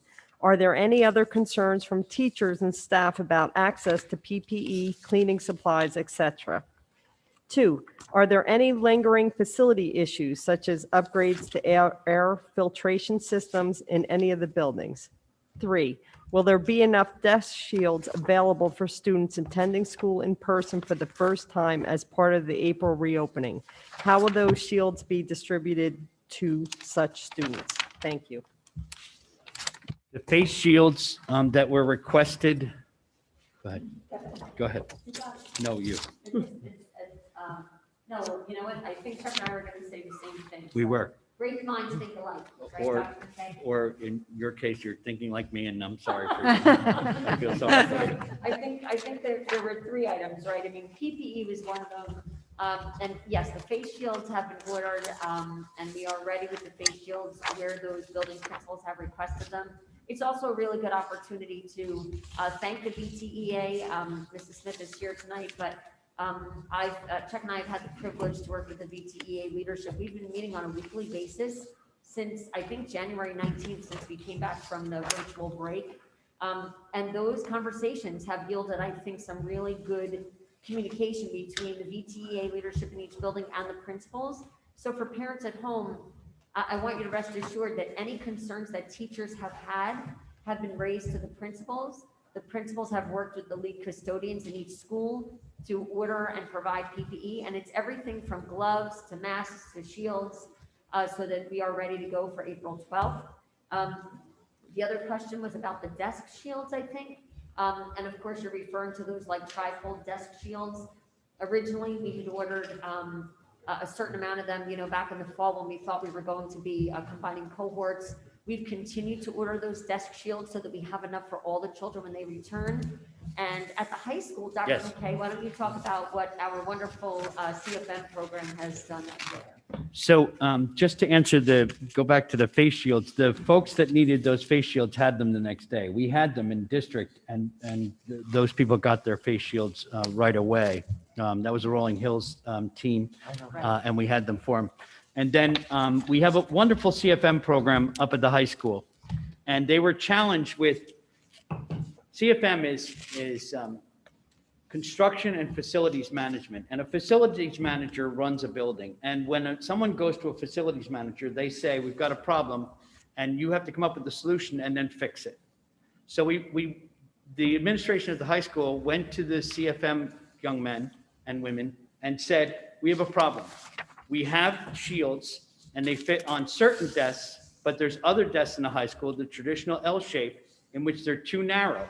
And therefore, the shields that we ordered, and there were no smaller shields that you could order in bulk, they don't fit. So the CFM team has spent the last couple of weeks basically re-engineering our shields. They are cutting them, they have created them, and last Friday night in the podcast, I sent pictures out of them working on those shields. It's an amazing project. And I'm going to tell you another amazing thing about them in a few minutes, and it has to do with that sign over there. But they have been working on that, and they are ready to go. They have their date, when they want to make sure that everything's ready, because we want the seniors back on March 22nd and everybody else back on April 12th. So they've been working very hard on that as well. I think the last question was about filters. So filters were changed in our unit vents in the summertime, right before school opened. They were changed again in December. We are currently using the highest level filters that we have for our ventilation systems. We have added some Air purifiers?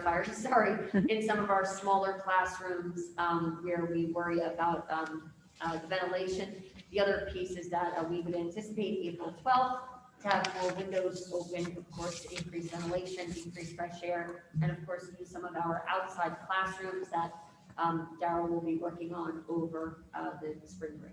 And finally, as we've talked about before, because Mr. Storms was on target with this, he has helped us purchase at a very, very inexpensive cost, tents for outside of our buildings, and also chairs and tables from a company that did that as a catering and is going out of, that part of their business is going out of business. So those will all be here as well, so that we can get our students outside when they come in. Okay, thank you. That was the only comment received via email? Okay. Next, we'll go to anybody in the public who's attending in person, if they would like to speak. Okay, seeing that we only have one person and they're shaking their head no, we'll go to anybody attending virtually. If you would like to speak, please raise your hand if you're on the Zoom link, and we'll admit you to the meeting. You'll have 5 minutes. Please state your name, part of town, and the floor will be yours.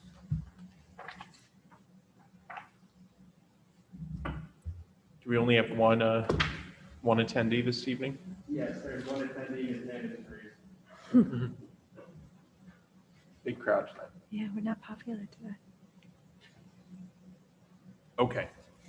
We will close it to the public at this time.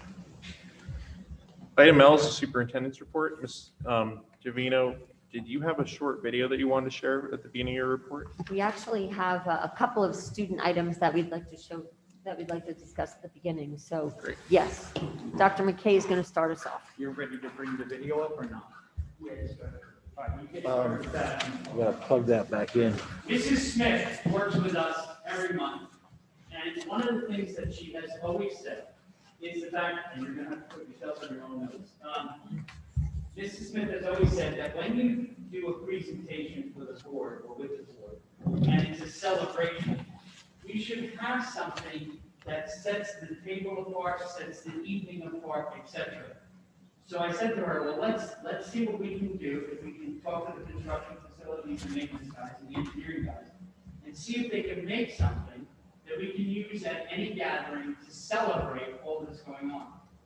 And what they did, and this is from our CTE engineering group, and also our CTE CFF group, is they made this for you, our Board of Education, and this is a present to you, so that from here on in, forever, whenever we're having a celebration, we have a congratulations sign that has both the Viking head and the V.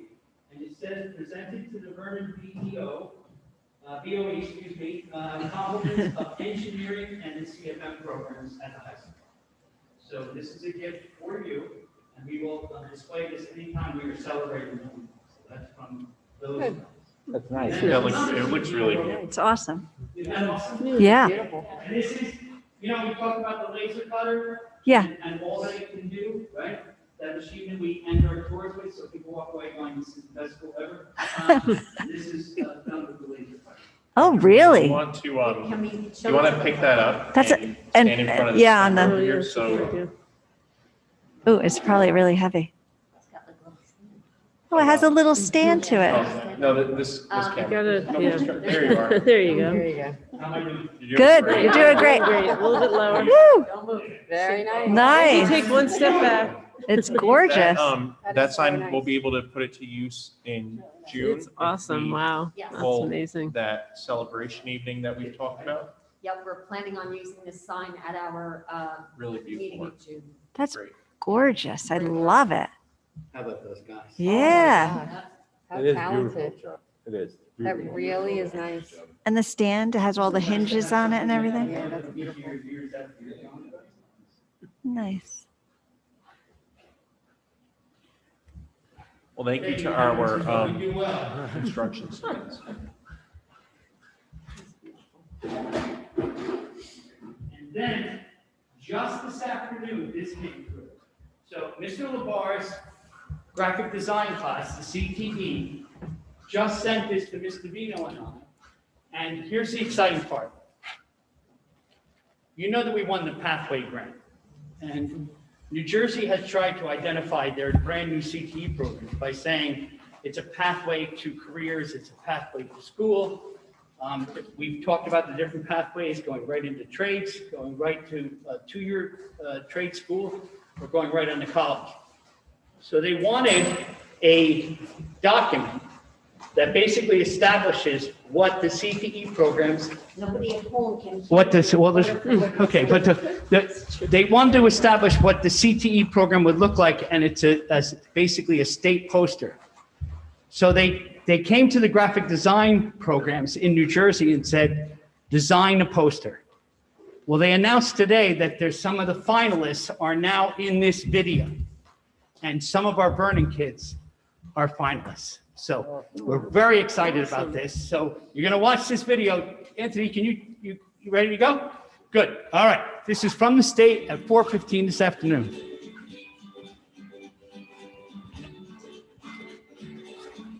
Here are the names of the kids and the schools they go to.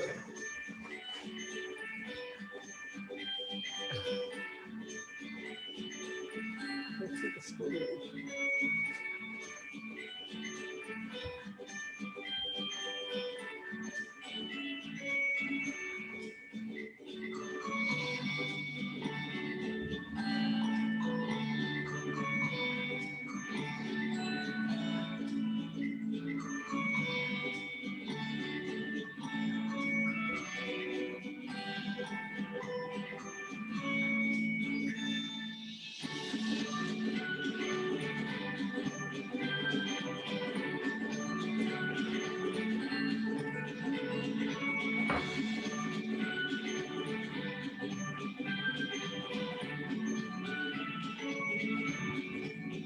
Here we go, Vernon.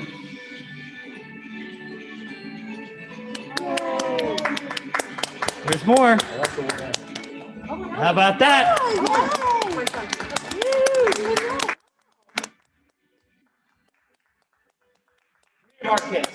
That's awesome. Did you know that? No clue. Oh my God. That's so awesome. That's He great. was very proud of that. He told me all about it. And, you know, teenage boys don't always talk to their moms about school projects. He was very excited telling me about it, so now I have to let him know. Wow. Yay. Nice. Congratulations to all the Vernon kids. That's so exciting. Thanks for sharing. Thank you for sharing. Good luck to Thank all you, the Dr. students who got chosen. That's awesome. Please. Yeah. Yay. Thank you, Dr. McKay. And I love hearing the responses of the board and seeing how we all feel when our students do amazing things. And even through COVID and the challenges that we've had, we really are having tremendous success. Our children are working very, very hard, as well as our teachers and our parents. A couple of quick updates on my superintendent's report. I just had some interesting data from February. Just for the month of February alone, you can see that there were over 100 Chromebooks deployed to aides. We had 2,900 plus Chromebooks to students. Students have logged into Schoology 194,248 times just in February. And for February in the school district, we hosted 10,736 Zoom meetings for a total of 5,978,118 minutes.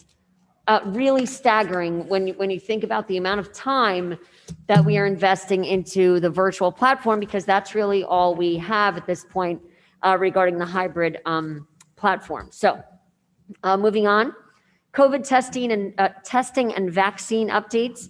You heard from Ms. Pellet before that the township wants us to work a little bit in collaboration with Senator Oroho's office. Chuck and I both took part of this. I reached out to Senator Oroho's office about hosting vaccines here in the school district. Dr. McKay reached out to CVS about hosting vaccines here in the school district.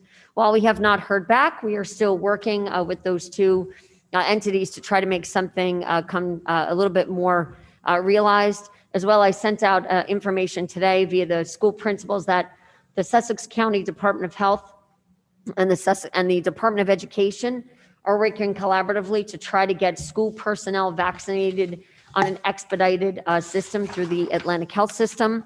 So spreadsheets went out today to try to find out if there were school personnel who were interested in getting the vaccine. We would try to get that taken care of for them in as rapid deployment as possible. And we are hosting our second COVID testing drive-through opportunity at the high school on March 31st. If you remember, we did one a few weeks back, I guess in February. We had about, 50 people registered and maybe 22 or 23 showed up. We are going to do a couple more. One will be on March 31st. And we're going to push out that link a few times between now and March 31st. It went out once already. The link will go out 2 more times before the 31st. And just as a reminder, that is for asymptomatic individuals, so you should not be showing symptoms. You'll get the test back within 2 to 3 days. It is a private link. Nobody gets the information, including school district personnel. And it is for faculty, staff, students, and immediate family members. Just another quick announcement, standardized testing. Despite all request waivers from the state, standardized testing so far is still going to occur this spring. That means that we have an awful lot of work to do in a very, very short amount of time. We have a lot of major concerns over the New Jersey student learning assessment for the spring. Dr. McKay, did you want to speak just for a moment about that? Not to make light of it, but it's the reason Matt Shea's not here, because he fainted this morning. No, I'm kidding, he didn't faint, but It's pretty heavy. it's an incredible lift, as we say in our office, to try to get this done. The truth of the matter is that our virtual students will be taking that test at home unless we can get them in. Taking the test at home presents 4 or 5 different hurdles that will make it very, very difficult for our students, our parents, and us. So we are working on every possible scenario in order to get as many students in the place that we can assist with the test taking. But just so you know the complications of it, when a child gets their test on a Chromebook, it's called it's kiosk. which means the Chromebook basically is shut down other than the test. They cannot pull up any other screen. They cannot, so it would be a situation where a child was at home taking this test. Once we give them the ticket in order to enter the kiosk, and once they kiosk into the test, if they can even get in and everything works well, there'll be nobody there. There'll be nobody there to help them other than their parents, which, you know, will send out instructions, et cetera. But it's really a nearly impossible situation. We're not sure what the data is going to look like. Really, the state is at a crossroads. Yeah. They are appealing to the federal government, hoping for a waiver that we don't have to go through this. We are very concerned about what this process would look like. But just so everybody knows, when we usually do testing, it's usually 6 to 8 days that we take a half a day of testing. The students are either in classrooms or large areas. We have tech teams that roam the building and all are working together. Right. Anthony knows this. And then they go in and fix anything that possibly could go wrong. We have spare Chromebooks for those that have forgotten theirs. It is an entire process. And we weren't even sure whether this was going to happen, but what we heard last night, somewhere around 10 o'clock, was right now they're going to go forward with testing. So we're going to do our very best, our level best, to make sure that we do this, but it is making a lot of people shake their heads in education. I'm jumping, out of my chair here as far as someone who's gone through the security training Oh year my after God. year after year. What kind, are the parents going to be required to sit through that as well, or they're just hoping that? I will say this, Adina, and this is for public consumption, that in the thing that the state sent out last night, they actually are using the word parent and proctor Interchangeably? synonymous. Yeah. Nice. It's And crazy. this is not like a knock on parents. This is not me Oh, of saying, course, listen, no, they're not capable, but as an educator, I have to sit through the training. Yep. And there's a lot of knowledge there year to year that would probably be really helpful to our parents who are at home with their students. we use a back channel so that the tech team knows if there's a Right. problem in a classroom, but even with our proctors who are well-trained, it's, Anthony, can you come over and check this for us? Matt, can you come over and check this for us? It's a constant, particularly the first 2 days of any testing. And then I'm also worried about all sorts of other things, like people not wanting to do it. Well, that's the thing. Can people opt out? Well, that's the whole thing. And I if mean, they we do, what start No does that mean? guidance on that We're yet. getting no guidance on that, but we Yeah. could be back to where we were the park. first year of the park. So this could be a colossal issue. So So wait, walk this out for me. Can people opt out? And if they do opt out, what would that mean for us? yeah, we have not You don't received know. guidance on Okay. that. Right. Has a case been made for what value this could be adding? Like what value this is adding for using resources, time? We Yeah. sent a letter. No, I'm saying. Yeah. what We what Is it meant the use of to those sources measure we need to learning do this? loss? Is Oh. that the What- idea? Why? Yeah. Like, I- what is their argument? I think the state keeps pushing it up to the feds. I mean, the New Jersey has appealed, as well as other states across the country. And what we keep hearing is that this is based on a federal, mandate, and that the state is hoping that the federal government kind of acquiesces and allows there to be a waiver to occur and for the standardized testing not to happen. And what I will say is that every district represented at the state level talks about local assessments. We all have our local assessments. Yes. We know what learning loss is, right? We've already done some of that work so that we can prepare some of these learning loss programs to try to help our students moving forward. So educators in general don't feel that a standardized measure is necessary because we already know where our children are facing deficits. And that's been the argument against standardized testing for this year. I'm not saying it's bad all the time, but this year, out of any year, with all of the hurdles that Dr. McKay just talked about, it doesn't make any sense. I do believe all these have been brought up, though, Mr. Annunziata. They've been presented.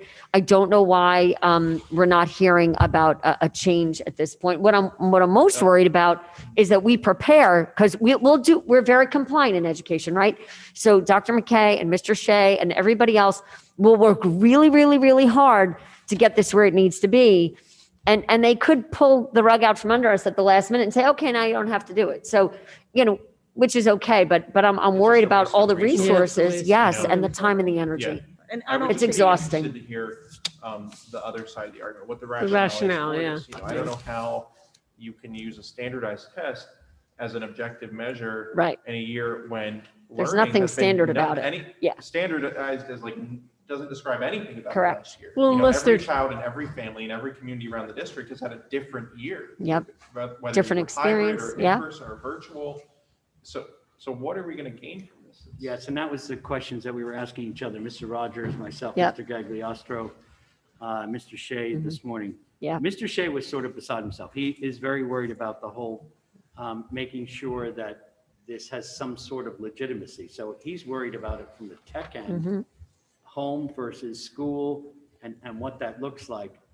Mr. Rogers is very worried that the data, when you look at course. the data, what are we actually going to be looking at? It won't mean nothing. anything, yeah. Every single We- student is in a different Yeah. circumstance around the country, so it's a waste. We'd have a hard time basing anything off of that data. Yeah. Do you know what I mean? Like, we use data to drive some of the changes that we make in the district. So when you collect data that we feel is inaccurate or not valid, right? Yeah. How do we use that data to start to drive any kind of instruction forward? It just doesn't make any You sense. can't, and I think parents may feel more comfortable allowing their students to take a test like this if there is, you know what, when we look at data for our own purposes, we're not looking at it. Right. We're just doing it because we're told we have to Yeah, do that's it. true. Yeah. Probably will If be we are the- compelled to do this, I think the messaging from our district perhaps, needs to be to families, like, please don't worry Don't about this. stress. Do Don't not stress stress. about There's it, enough yeah. sad about Yeah. this. There I is mean, enough my kids are stress. stressing already. They've been through enough trauma Yeah. this Yep. year. They do not want to do this. No. They have told me numerous times, please don't make us do this. Like, we just Yeah. don't want to do it. And there's been pieces of this puzzle already pulled out. I mean, there's no SGPs because there's no Right. relation to the last year's test because there Correct. wasn't one. Yep. So therefore, the teachers will not be evaluated on this piece. So that's out of it. So basically, we're offering a test to, if we're forced to, we're offering a test to our children. They're going to take it, and we're not sure what What the date. point is. Yeah. Right. Excellent. It's very So frustrating. in pure transparency, the meeting this morning was something. Yeah. You can imagine as you're trying to roll something like this out. I do have two other brief items. They're good news, though. We want to try to end on a positive note. Yes. The first one is Project Positivity. I just wanted to compliment the trauma-informed coordinators. There's a group called Project Positivity. They are a county-run group, and they meet on Saturdays, believe it or not, to provide professional development to educators throughout the county. I've attended several of them, and a week or so ago, our trauma-informed coordinators presented at the county level. They were very, very, very well received. They provided resources, a nice PowerPoint presentation, some of the flow chart that Mrs. Coughlin talked a little bit about in her special services report. I've gotten emails from other superintendents and other folks in the county saying that the Vernon faculty did a wonderful job. They really, really did. So, and it was nice to see that Vernon was kind of on the forefront of utilizing this trauma-informed team to work with providing additional supports for our students. I'm very proud of them. They did a wonderful job on a Saturday, a lot of our folks, and they should certainly be commended for that. The other item on there, I really want to commend and congratulate Dr. Anderson and the folks at the high school. We've been approved to be a part of the Healing Center Engagement Pilot Program. We are only one of 25 schools that are going to be awarded this opportunity for the entire state for next year. It's a huge compliment. And let me tell you just a little bit about what the Healing Center Engagement Pilot Program is. First of all, it's endorsed by not only NJPSA and FEA, but the NJEA, as well as the Geraldine R. Dodge Foundation, New Jersey Pandemic Relief Fund, and a whole bunch of other folks. So it includes ACE interface training. Many of you know that ACEs are the adverse childhood experiences that we talk about that lead to trauma for children, and then, of course, for adults. It includes coaching, and it includes youth mental health first aid training for staff members. These are some of the mental health components we're talking about a little bit. We will be partnering with, if I'm not mistaken, the PAL and the coalition. You need to have two, they call them trusted messengers, or two ambassadors that work with you in the community. And just a couple of, quick highlights. They emphasize training. A lot of it is on brain-based research. It talks about how the brain develops from birth to elementary through puberty, which is one of the reasons the high school has been accepted, and what happens to the synaptic density as your neurology changes over the years. It talks about nurturing the healthy development of systems for our children. and to overcome potential threats and adversities in human development. Just a couple of other items that I thought were really important. Healing-centered engagement works to restore identity. Healing-centered engagement focuses on the well-being we want. It supports adults. It also focuses on the individual, the interpersonal, and the institutional, which is a whole school approach. Healing-centered engagement centers around culture, meaning civic action, collective healing through relationships. And on the youth mental health first aid, they report that 64.1% of youth with major depression do not receive mental health treatment. So we will have some additional supports in that for next year. Youth mental health first aid teaches individuals how to identify, understand, and respond to signs of mental health challenges, as well as substance abuse disorders in children. Mental health first aid teaches common signs and symptoms such as anxiety, depression, eating disorders, attention deficit hyperactivity disorder, and substance use. And there's a lot of training that goes along with this program at the high school. The goals of the program are to have increased mental health literacy, increased knowledge of resources, increased confidence, and increased mental wellness. This pilot program is absolutely free. We are really excited that Vernon Township High School is only one of 25 schools in the state who will be participating in the Healing Center Engagement Pilot Program next year. So congratulations to Dr. Anderson and the high school faculty. I have a couple of other items, I think. Under informational matters, Miss Kristen Petrucci, Glen Meadow music teacher and choral director, presented at the February New Jersey Music Association's annual convention at a session entitled Transitioning from Music Student to Music Teacher. She was the only first-year music teacher invited to present at the session, and she provided guidance to pre-service educators who are music education students as they transition to life after college and into their professional careers. Congratulations and thank you, Ms. Petrucci. Very valuable workshop. Also, congratulations to 8th grade student Melody Bucheri, whose watercolor My View won the Best in Show at the Art Rocks Middle School and High School Online Art Show. I had a chance to take a look at the online art show. It was absolutely incredible. Not only Melody's work, but all of the students who contributed should really, really be commended. Just beautiful stuff. Melody's watercolor was recently displayed on the main page of the Vernon Township School District website. May I move on to recommendations? Thank you. Number 2A on your agenda, it is recommended that the board approve the following faculty staff resignations, retirements, terminations, leaves, transfers, assignment changes, appointments, stipends, salary adjustments, student teaching, mentoring as listed.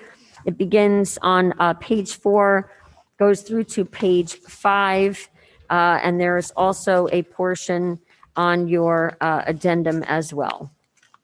There's also Oh, one top on of page 6. Right, thank you. Thank you.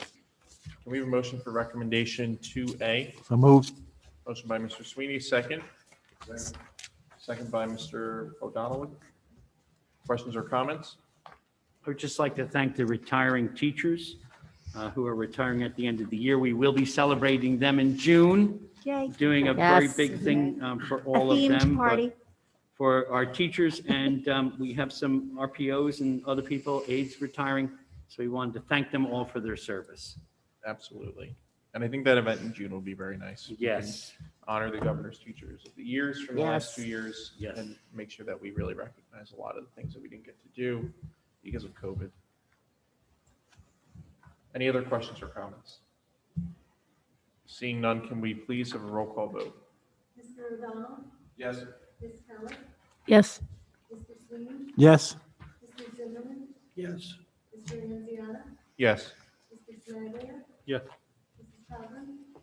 No. Mrs. Boothner? Yes. Mrs. Mitchell? Yes.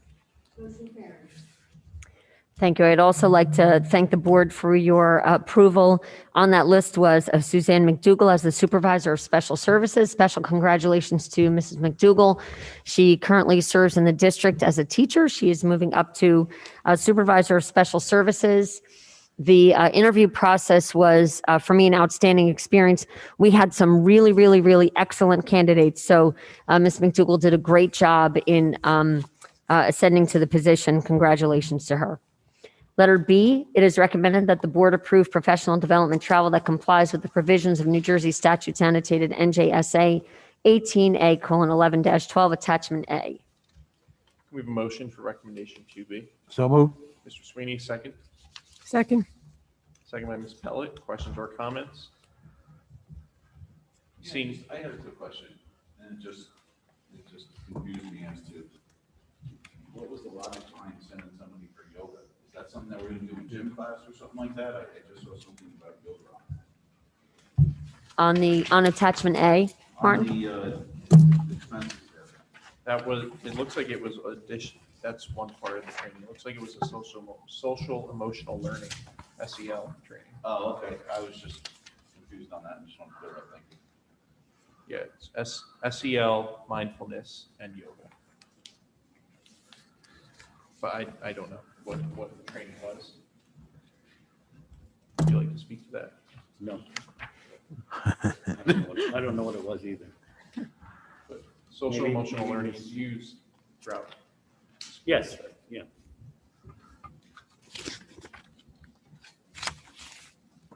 Any other questions or comments? Can we please have a roll call vote? Yes. Yes. Yes. Yes. Yes. Yes. Yes. Yes. No.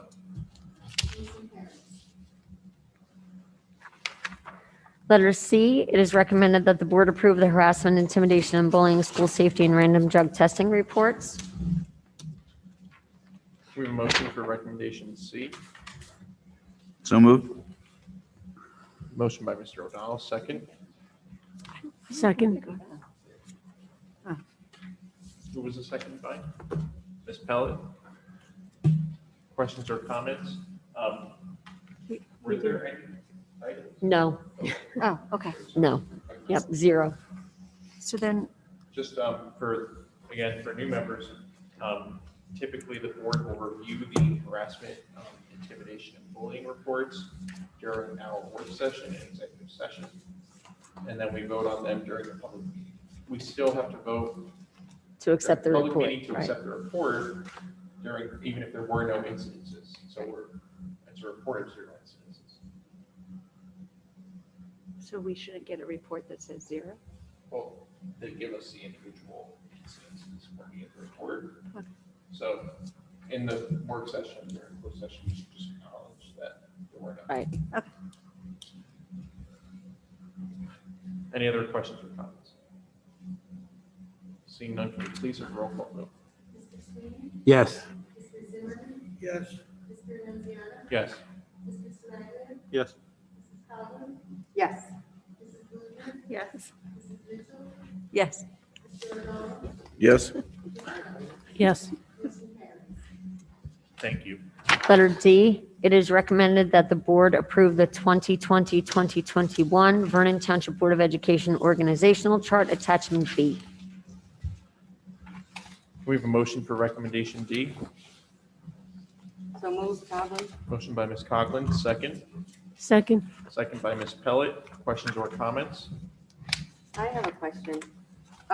2 things I'm looking at. I just want to confirm, this is the 2020-2021 school year currently, right now? Or is this for next year? Because I'm looking, it says CST supervisor pre-K to 12, but if it's right now, we currently have 2. And then also it says Walnut Ridge primary principal, but we don't have students there. So is this meant to be for next year? Yeah. So this is No, supposed to it be has to change then. That's So wrong. it should be 21, 22. Yeah, I think it was changed a couple of times and this is based on some other changes. So should we just have So- that amended? Because it says 20. So are we 21. approving this for right now or for next year? That's what I'm confused about. We have to remove Walnut Ridge primary principal and then approve it. And we'll pass out 21, 22. Right, I mean, we've had to reapprove this chart. This will be the 3rd time this year, I think. I mean, we had an interim director on there at one time.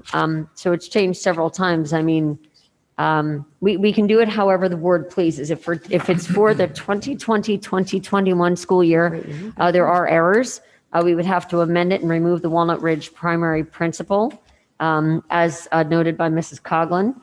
If we're approving it for the 21, 22 school year, we have to keep that.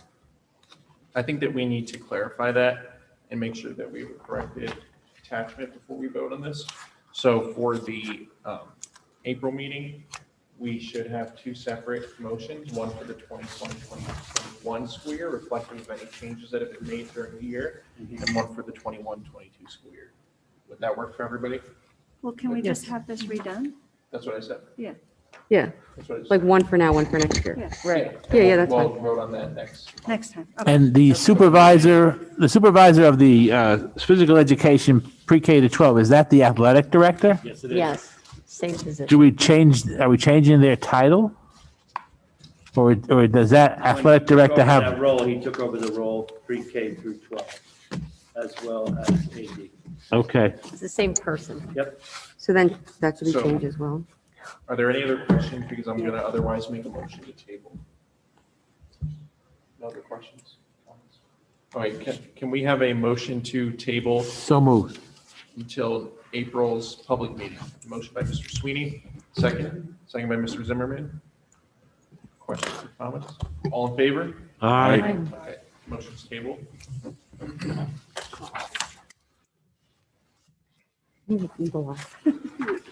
Okay. Mr. Vino, do you have any other items for your report this evening? No, I do not. Thank you. Thank you. Item M is the Business Administrator's Report. Ms. Linsky. Item 1 is the informational items. Listed are the use of buildings and grounds for your review. Thank you. B, pursuant to New Jersey Administrative Code NJAC 6A:23A-16.10C3, I certify that as of February 26, 2021, no budgetary line items, accounts, has obligations and payments, contractual orders, which in total exceed the amount appropriated by the District Board of Education pursuant to New Jersey statutes annotated NJSA 18A:22-8 and 18A:22-81. Thank you.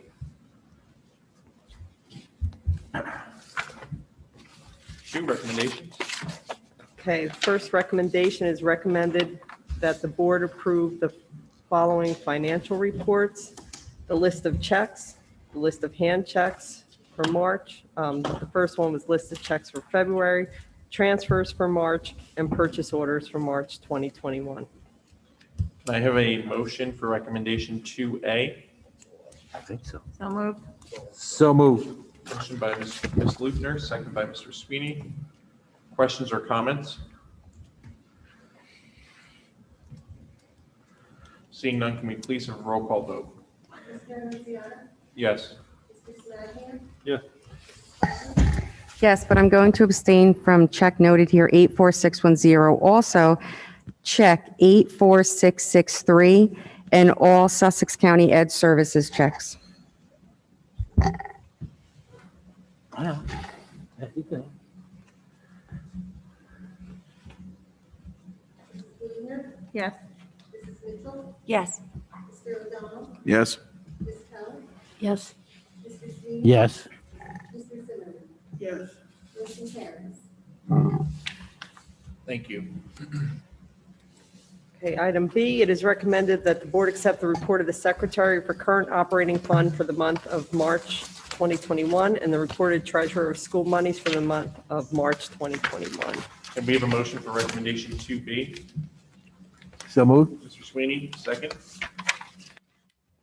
Second. Ms. Pellet, questions or comments? Roll call vote. Mr. Sledge? Yes. Mrs. Coughlin? Yes. Mrs. Lutner? Yes. Mrs. Mitchell? Yes. Mr. O'Donnell? Yes. Ms. Keller? Yes. Mr. Sweeney? Yes. Mr. Zimmerman? Yes. Mr. Luciano? Yes. Motion carries.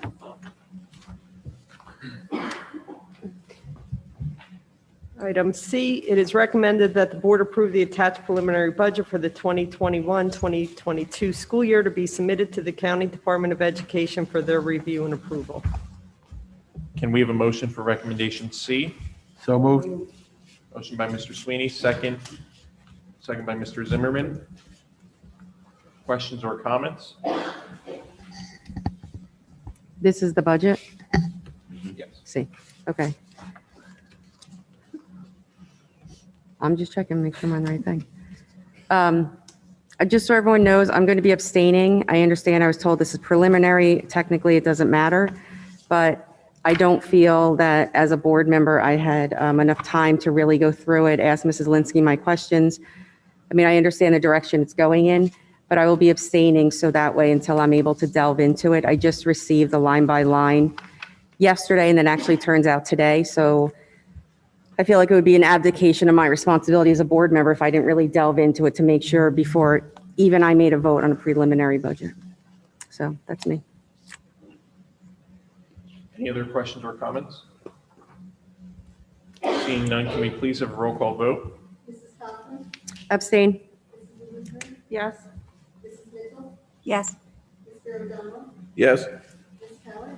Yes. Mr. Sweeney? Yes. Mr. Zimmerman? Yes. Mr. Nunziata? Yes. Mr. Semaglio? Yes. Motion carries. Thank you. Okay, D, it is recommended that the board approve transportation as listed below. Can we have a motion for recommendation D? So moved. Motion by Ms. Lutner, second. Second. Second by Ms. Pellet. Questions or comments? Seeing none, can we please have a roll call vote? Mrs. Luther? Yes. Mrs. Mitchell? Yes. Mr. O'Donnell? Yes. Ms. Keller? Yes. Mr. Sweeney? Yes. Mr. Zimmerman? Yes. Mr. Nunziata? Yes. Mr. Semaglio? Yes. Mrs. Kaufman? Yes. Motion carries. Thank you. We have item E, sent, received 2021. Can we have a motion for recommendation E? So moved. Motion by Ms. Lutner, second. Second. Second by Mr. Sweeney. Questions or comments? Seeing none, can we please have a roll call vote? Mrs. Mitchell? Yes. Mr. O'Donnell? Yes. Ms. Keller? Yes. Mr. Sweeney? Yes. Mr. Zimmerman? Yes. Mr. Nunziata? Yes. Mr. Semaglio? Yes. Mrs. Kaufman? Yes. Mrs. Luther? Yes. Motion carries. Thank you.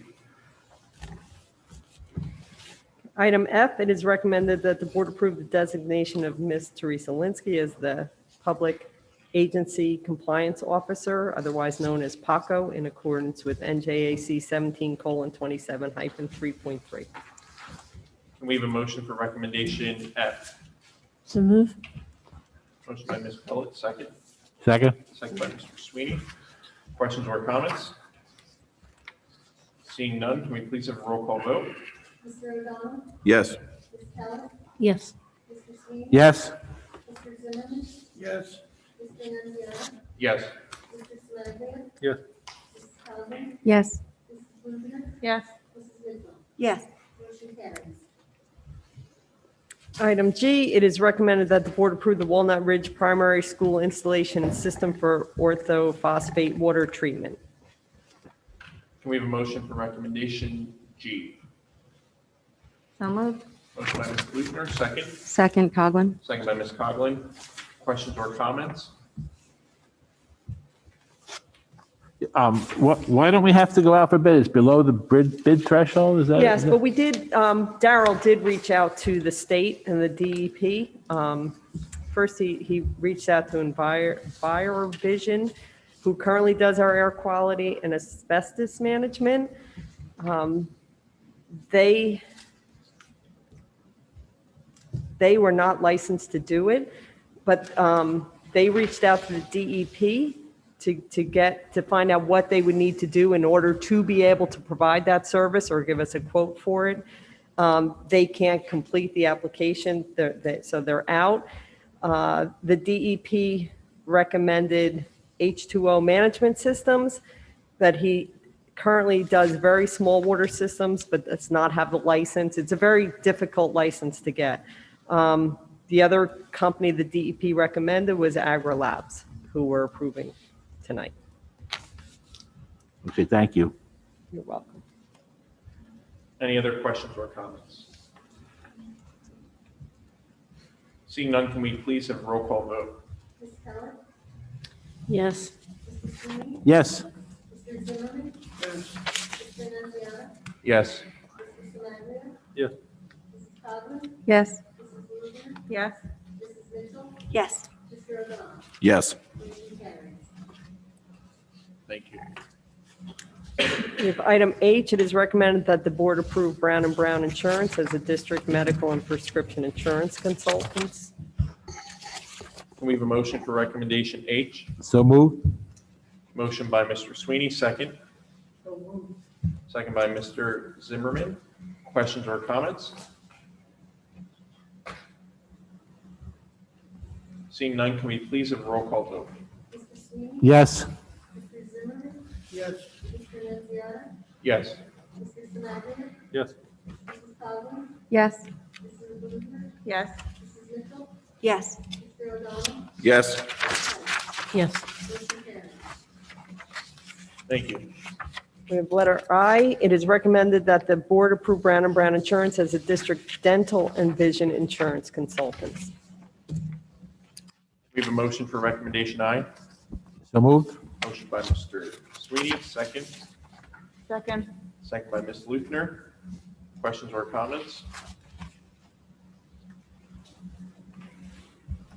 Seeing none, can we please have a roll call vote? Mr. Zimmerman? Yes. Mr. Naziata? Yes. Mr. Sinaglia? Yes. Mrs. Cosman? Yes. Mrs. Blumer? Yes. Mrs. Mitchell? Yes. Mr. O'Donnell? Yes. Ms. Pellet? Yes. Mr. Sweeney? Yes. Motion carries. Thank you. There's two items on the addendum.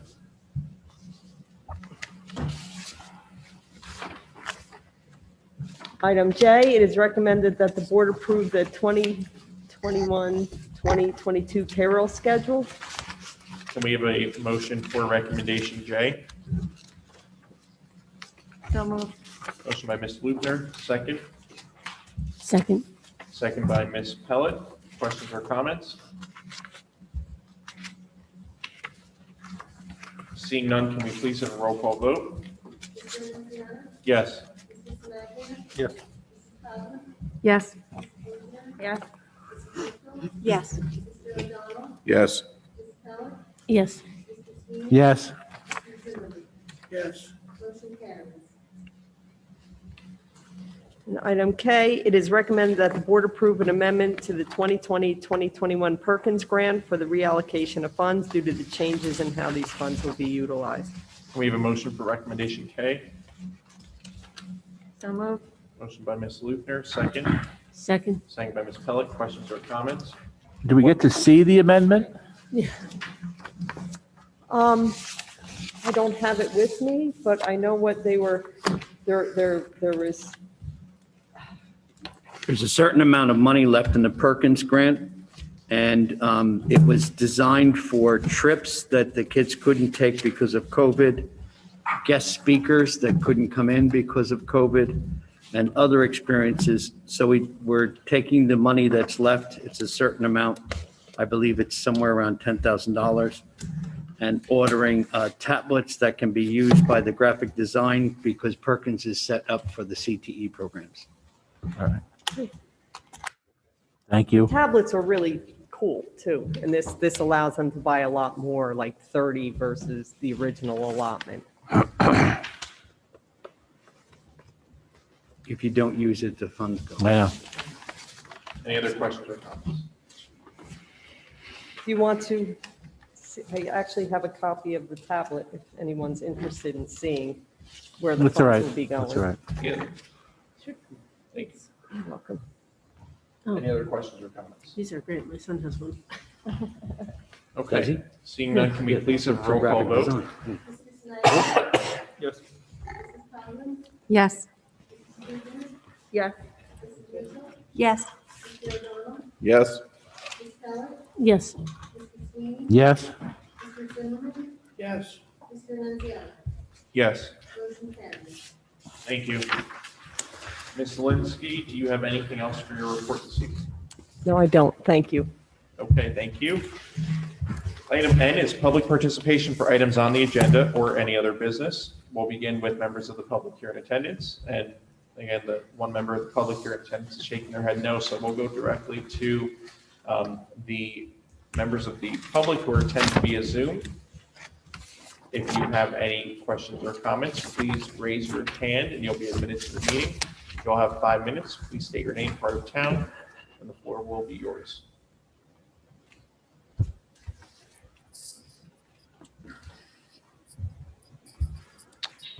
Hello, can you hear me? Yes. This is Michael Peak from Highland Lakes. I would like to invite Mr. Annunziata, Mrs. Mitchell, Mrs. Coughlin, Mrs. Luther, Mrs. Pellet, Mr. O'Donnell, and Mr. Sweeney to view the January 16th, 2020 live stream at the 3-hour, 3-minute mark for approximately 1 minute. Alternatively, you could review the January 16th, 2020 public meeting minutes, the first paragraph on page 32. Thank you very much for your time. Thank you. Can somebody repeat when that was on that live stream? Did somebody write that down? Minutes on what? 3:03. I didn't write it down, but this meeting will be available in a few hours. Okay. I think it was 3:03.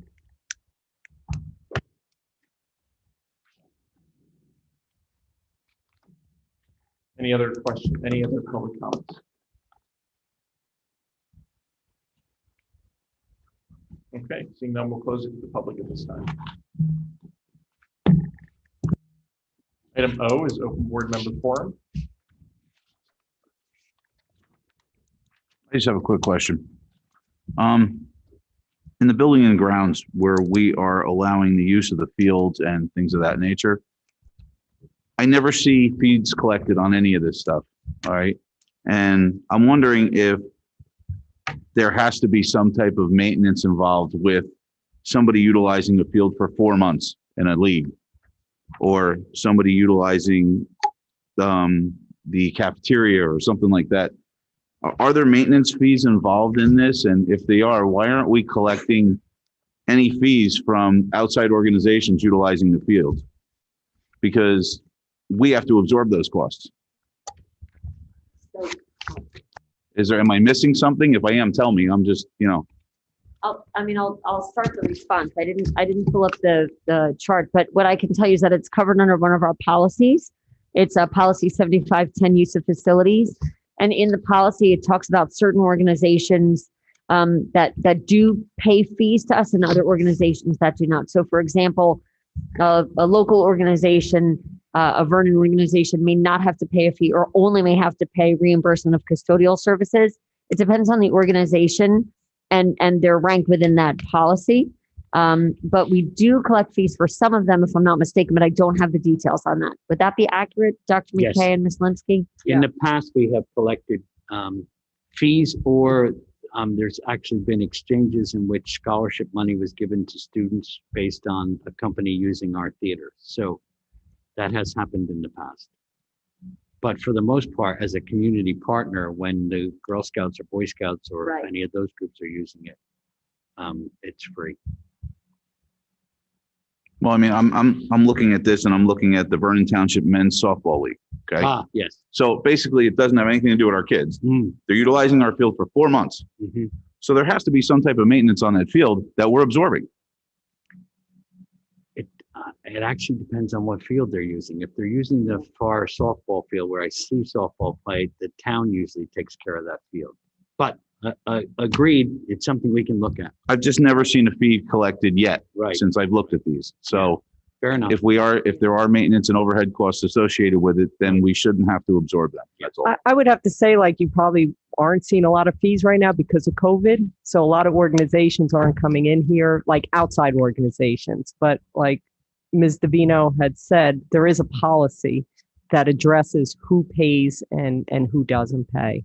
And if it's like within the organization, then there's no fees. There's some, like she said, some pay custodial and then Can I get a some- copy of that? Sure. Thank you, though. It's worth looking at. Thank you for the question, Mr. O'Donnell. Anything else for open board member forum?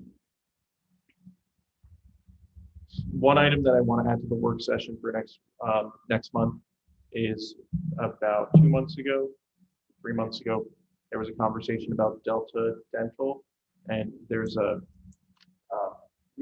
breakdown in communication somewhere about whether the board was in favor of going forward with that plan or not.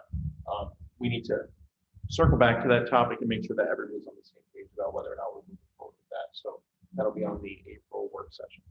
So we can resolve that as quickly as possible. Anything else for open board member forum? Okay, I'm going to be adding an executive session at the end of this meeting for the purposes of discussing legal matters. If there's nothing else for open board member forum, I'll go forward with that recommendation. Okay, it's recommended that the board enter closed session for the purposes of discussing legal matters. I have a motion. So moved. Motion by Mr. O'Donnell, second. Second by Ms. Luther. Questions or comments? Okay, we're in closed session. We'll go down the hall to the office. No action will be taken when we get out.